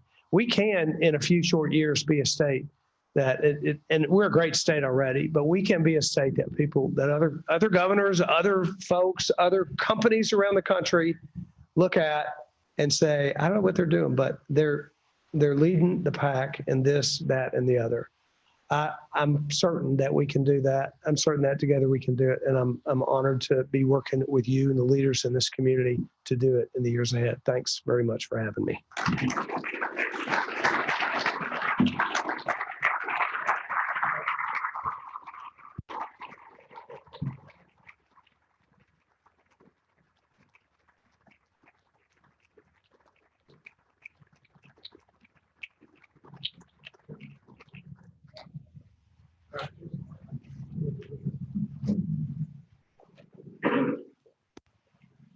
Okay. All right. So I'm just going to make a couple of closing remarks, and then we'll wrap it up. So there are two sets of things I want to do. One is there's a number of people I want to express some appreciation for what they've done and how they've helped this event come about, and hopefully give us a path, I think, that can be quite compelling. And then I just want to reiterate some of the key takeaways that I had from this discussion. So first, I want to thank the governor for being here. We deeply appreciate you coming. We care deeply about this region, and I know you do as well. We all recognize we have some serious challenges in front of us at this point, if you look at the history. And so we're all about creating a very different and bright future. And getting your support and your advice through this journey, I think, is going to be incredibly important. And your business background, I think, makes you an ideal partner for us. I also want to thank Dr. Nolan for hosting this event. It's been a long journey to get here, but one that we think is incredibly important. I want to thank all the business leaders that have been key to enabling this to happen here and playing such an important role in providing their input, their support, their experience, some of which is deep and long, to how we got to where we are right now and what has to change to make a difference. Equally important, if not more important, there's so many people in government, in the social agencies and functions, if you will, of our community that have also embraced this discussion, taken it seriously, provide us a lot of insight on the region and ideas about where to go. We deeply appreciate all of you in the room and those who couldn't make it today to get us to this point. Personally, I just want to thank CG and Pincha, who've also made a huge contribution from Eastman to sort of facilitate and coordinate and drive a lot of this. And I want to thank David Golden and Mark Fuller and that entire organization that came together from Boston and other locations to bring us world-class insight. Mark, I've known for an extremely long time and is one of the brightest people you'll ever meet in your life, who has a tremendous amount of experience and knowledge on economic development, not just in companies, but in regions, in countries, in towns, on how to make a fundamental difference. And his insight, I think, on this is incredibly valuable. So there's a lot of people to appreciate who got us to here. More importantly, I want to thank you all in advance that are going to help us get us into the execution of this. Now, there's a couple of key takeaways for me when I think about this. I'm going to intentionally beat a few topics to death that have been brought up by multiple people, including the governor, because I think it's important for us all to leave with, a couple of things in mind. In business, it's important that you have a structured approach and a team organized to execute and deliver an outcome. We know that they're just running around uncoordinated, even at Amazon and Facebook. If you don't get it locked down, bad things happen in how you actually execute. And something I think that multiple people have identified in this conversation to date is that when we do come together finally, and this includes my teams at Eastman, by the way, and make a decision to do something, get out of the way, because we're better at executing than anything I've ever seen. It's the key reason I joined Eastman, is that culture we have about how we come together once we've made a decision, and how well we can execute against it. What we're not so good at Eastman and in this culture is making the decision. That we can debate for a long time before we finally get to a decision to do something, right? And that's why, this recommendation about an umbrella organization that brings the region together as one integrated team that makes some choices and decisions and actions, and then we collectively execute against it, is by far the most important thing to do if we can coming out of this meeting. Because right now, as we sort of all pursue our own individual interests, we're all chasing things and getting 100% of nothing or something very small. If we come together, I have no doubt, we're all going to get a share of something really big. And we're all going to be a hell of a lot better off that way. So I think that is by far the most fundamental thing that we have to come together and do. The second is focus, right? So any business, if you're going to succeed, and you know this, if you chase too many ideas at once, you don't really get much done because you just get too fragmented in your resources. Everyone has a limit on resources. And we have that same challenge. At Eastman, 10 years ago, we had three times as many innovation programs as we do today. We got rid of 2/3 of them. And the value of the portfolio increased by 3 times because we improved the focus and resources on a narrow set of things and just chose to do that really well. And I think the recommendation that's been given today is a good place to get started, which is 3 clusters that we want to build, leveraging the resources and what makes this region so unique. So focus on tourism, which I think we have the most beautiful place in Tennessee. This region's phenomenal. The tourism's growing great in the state, but we're not getting the share I think we deserve. And how do we come together and bring that together, which also brings, a great foundational lifestyle infrastructure. When you get that tourism, you also get nicer restaurants, you get nicer stores, which makes it a lot easier to get businesses to come here. It gets a lot easier to get that retirement, community coming here that I think we can serve incredibly well. So, there is a lot that a focus on building up that tourism infrastructure, a focus in an incredible way, probably around an adventure kind of environment is important. Second, on medicine, Ballard, and ETSU, and all the resources we have together here, having a medical cluster, probably around rural medicine and how we can make a difference and leverage technology and all the things that the governor was talking about. There's no better place than where we are to understand the needs of rural medicine and develop solutions that will practically work with rural medicine within that area to make a huge difference, not just for us, but for the nation if we really become a leading center of how to do that better. Something we can be really excited about, not just economically, but in raising the quality of life of people who desperately need it. And the third one, that does sort of connect back to Eastman, is leveraging how we get advanced manufacturing, right? So we don't have a lot of flat land. We tried to get a tire plant to come here, by the way, but they needed 1 million square feet of flat land. Wrap your head around that. So that didn't work. They like Memphis though. But there's a lot of advanced manufacturing, especially with the advances in technology that don't require that footprint. And we down the road at Oak Ridge have the most advanced 3D printing capability on the planet. They've got everything you could ever imagine doing around 3D printing and advanced manufacturing. They have the world's fastest supercomputers. We have assets that are not that far away. And we have Eastman and the engineers and the technology and the customer relationships to drive manufacturing that could flow down off of advanced materials. So I think those are 3 good starting places. I know it doesn't include everyone in this room or everything that's going on in this region, but you got to pick an area to focus and then build and leverage that into a broader set of things.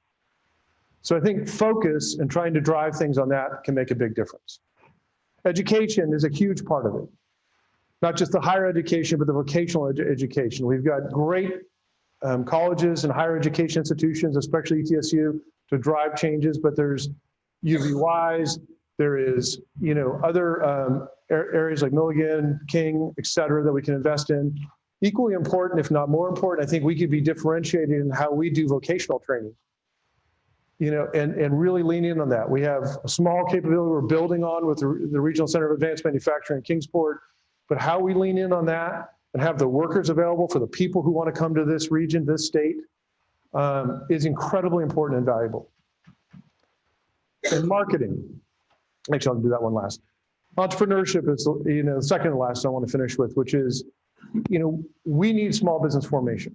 That's the key to building the foundation here. It'd be great to, go big game hunting and get a couple of big wins, and we'll certainly, see if that happens. But there's a lot of opportunity in entrepreneurship if we take every initiative we have, whether it's the medical initiative that you've been talking about, Alan, with ETSU, and figure out how it connects to creating small businesses around serving rural medicine, not just, the sort of fundamentals, but how do we translate things into actual commercial practice? and enable businesses to leverage these assets we have, like Ballard, like ETSU, like Oak Ridge. I mean, it's a $1.6 billion R&D budget sitting down at Oak Ridge that we can tap into, and their mandate is to make their technologies commercial. Right? How do we leverage that and all the other initiatives we have in the state? And then marketing is important.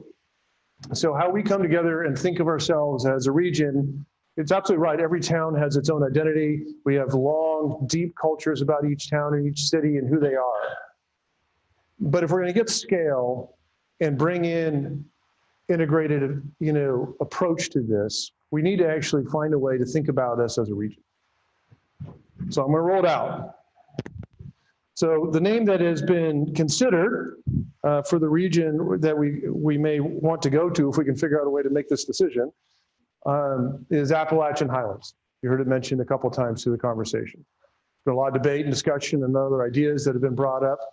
But at this point, you also have to make decisions and move on. So my recommendation, I know a number of people like Alan, who's been, the inspiration behind this, and others, like this name. I'm not sure we've got a better name, but at some point you just need to pick something and move on.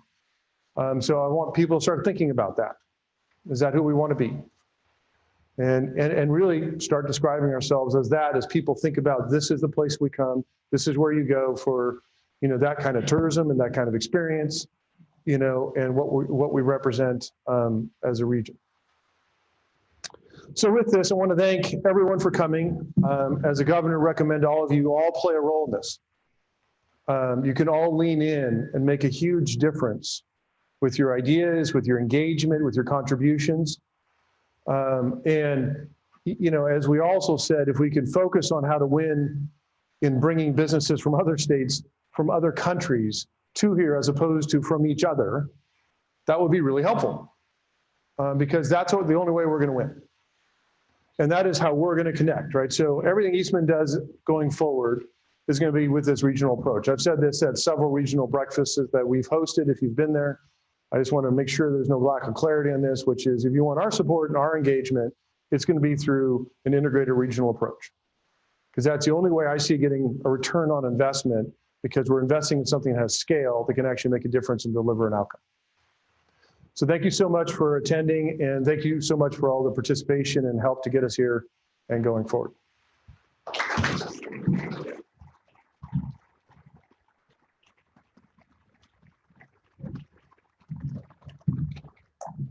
Before we all depart, I want to take a moment to, in particular, thank two individuals who brought their passion to today's conversation. First, I want to thank Mark Costa. It speaks volumes about the power of the potential in front of this region for the CEO of one of the largest employers in the world to stand on this stage and speak with the vision that he just articulated. He's outlined a clear path forward, but I think we've outlined a clear path forward for ourselves. But please join me in thanking Mark and everyone from Eastman for their participation and leadership in today's activities.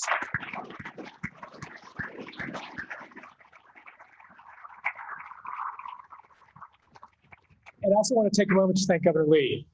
It is rare that a governor steps forward early in his term and identifies the issues facing rural communities as the most pressing issues upon which he will build his legacy.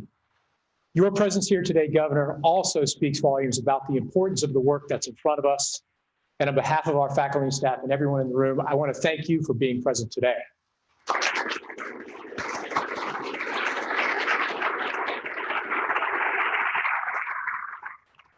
So I want to close by stepping back a couple moments in time. Throughout today, we've heard stories of history. Mr. Green told the story of individuals gathering together at Sycamore Shoals around a common purpose to provide freedom, not only for the people of this region, but for the people of this nation. Mark talked about the upcoming 100th anniversary of Eastman and the grounds upon which that corporation was founded. Many people today have talked about mission, and I want to step back to the mission that founded this university. In 1 month, it will be October 10th. We will celebrate our 108th anniversary. We're an institution that was formed by the people of this region, 108 years ago, the people of this region came together and provided a land grant for the university. They provided utilities, they provided an infrastructure, they provided roads. But they believed so deeply in the power of education to make a difference in this region that they invested, and they created East Tennessee Normal School. And as you fast forward over a 108-year history, that investment continues. We're in a building right now where underneath us is the #1 computer science program in the state of Tennessee. Why are we in this facility? Because leaders stepped forward and made it possible. This time next year, we will have celebrated the grand opening of the Martin Center right next door. You find me a community in a rural area of this nation that raises $20 million for the arts, and I'll give you all the money in my wallet. Why are we going to celebrate that? Because this community came together and said, we believe in something bigger than us. What do we believe in? The founding mission of this institution that was articulated by President Sidney Gilbert on October 10th, 1911. And it's with this that I'll close. This university, this region, all came together for a singular purpose. That's why we're here today, to improve the quality of life for the people of our region. I thank you for your time today. I thank you for your investments in the days to come as we embody that mission, coming together to improve the quality of life for the people of this region. Thank you for your time. Thank you for your vision. Thank you for your patience. One last thing before you depart, actually, too. The webpage is up. We've been live streaming everything. Please provide us with your feedback, your thoughts, and your ideas. And then secondly is logistics. For those of you who are parked across the street, there's a shuttle downstairs that will transport you back and forth across the state of Franklin. Please use the road, the bridge. I don't want to see people playing Frogger trying to cross the road. Let's be safe as we bring this day to a close. Godspeed to each of you.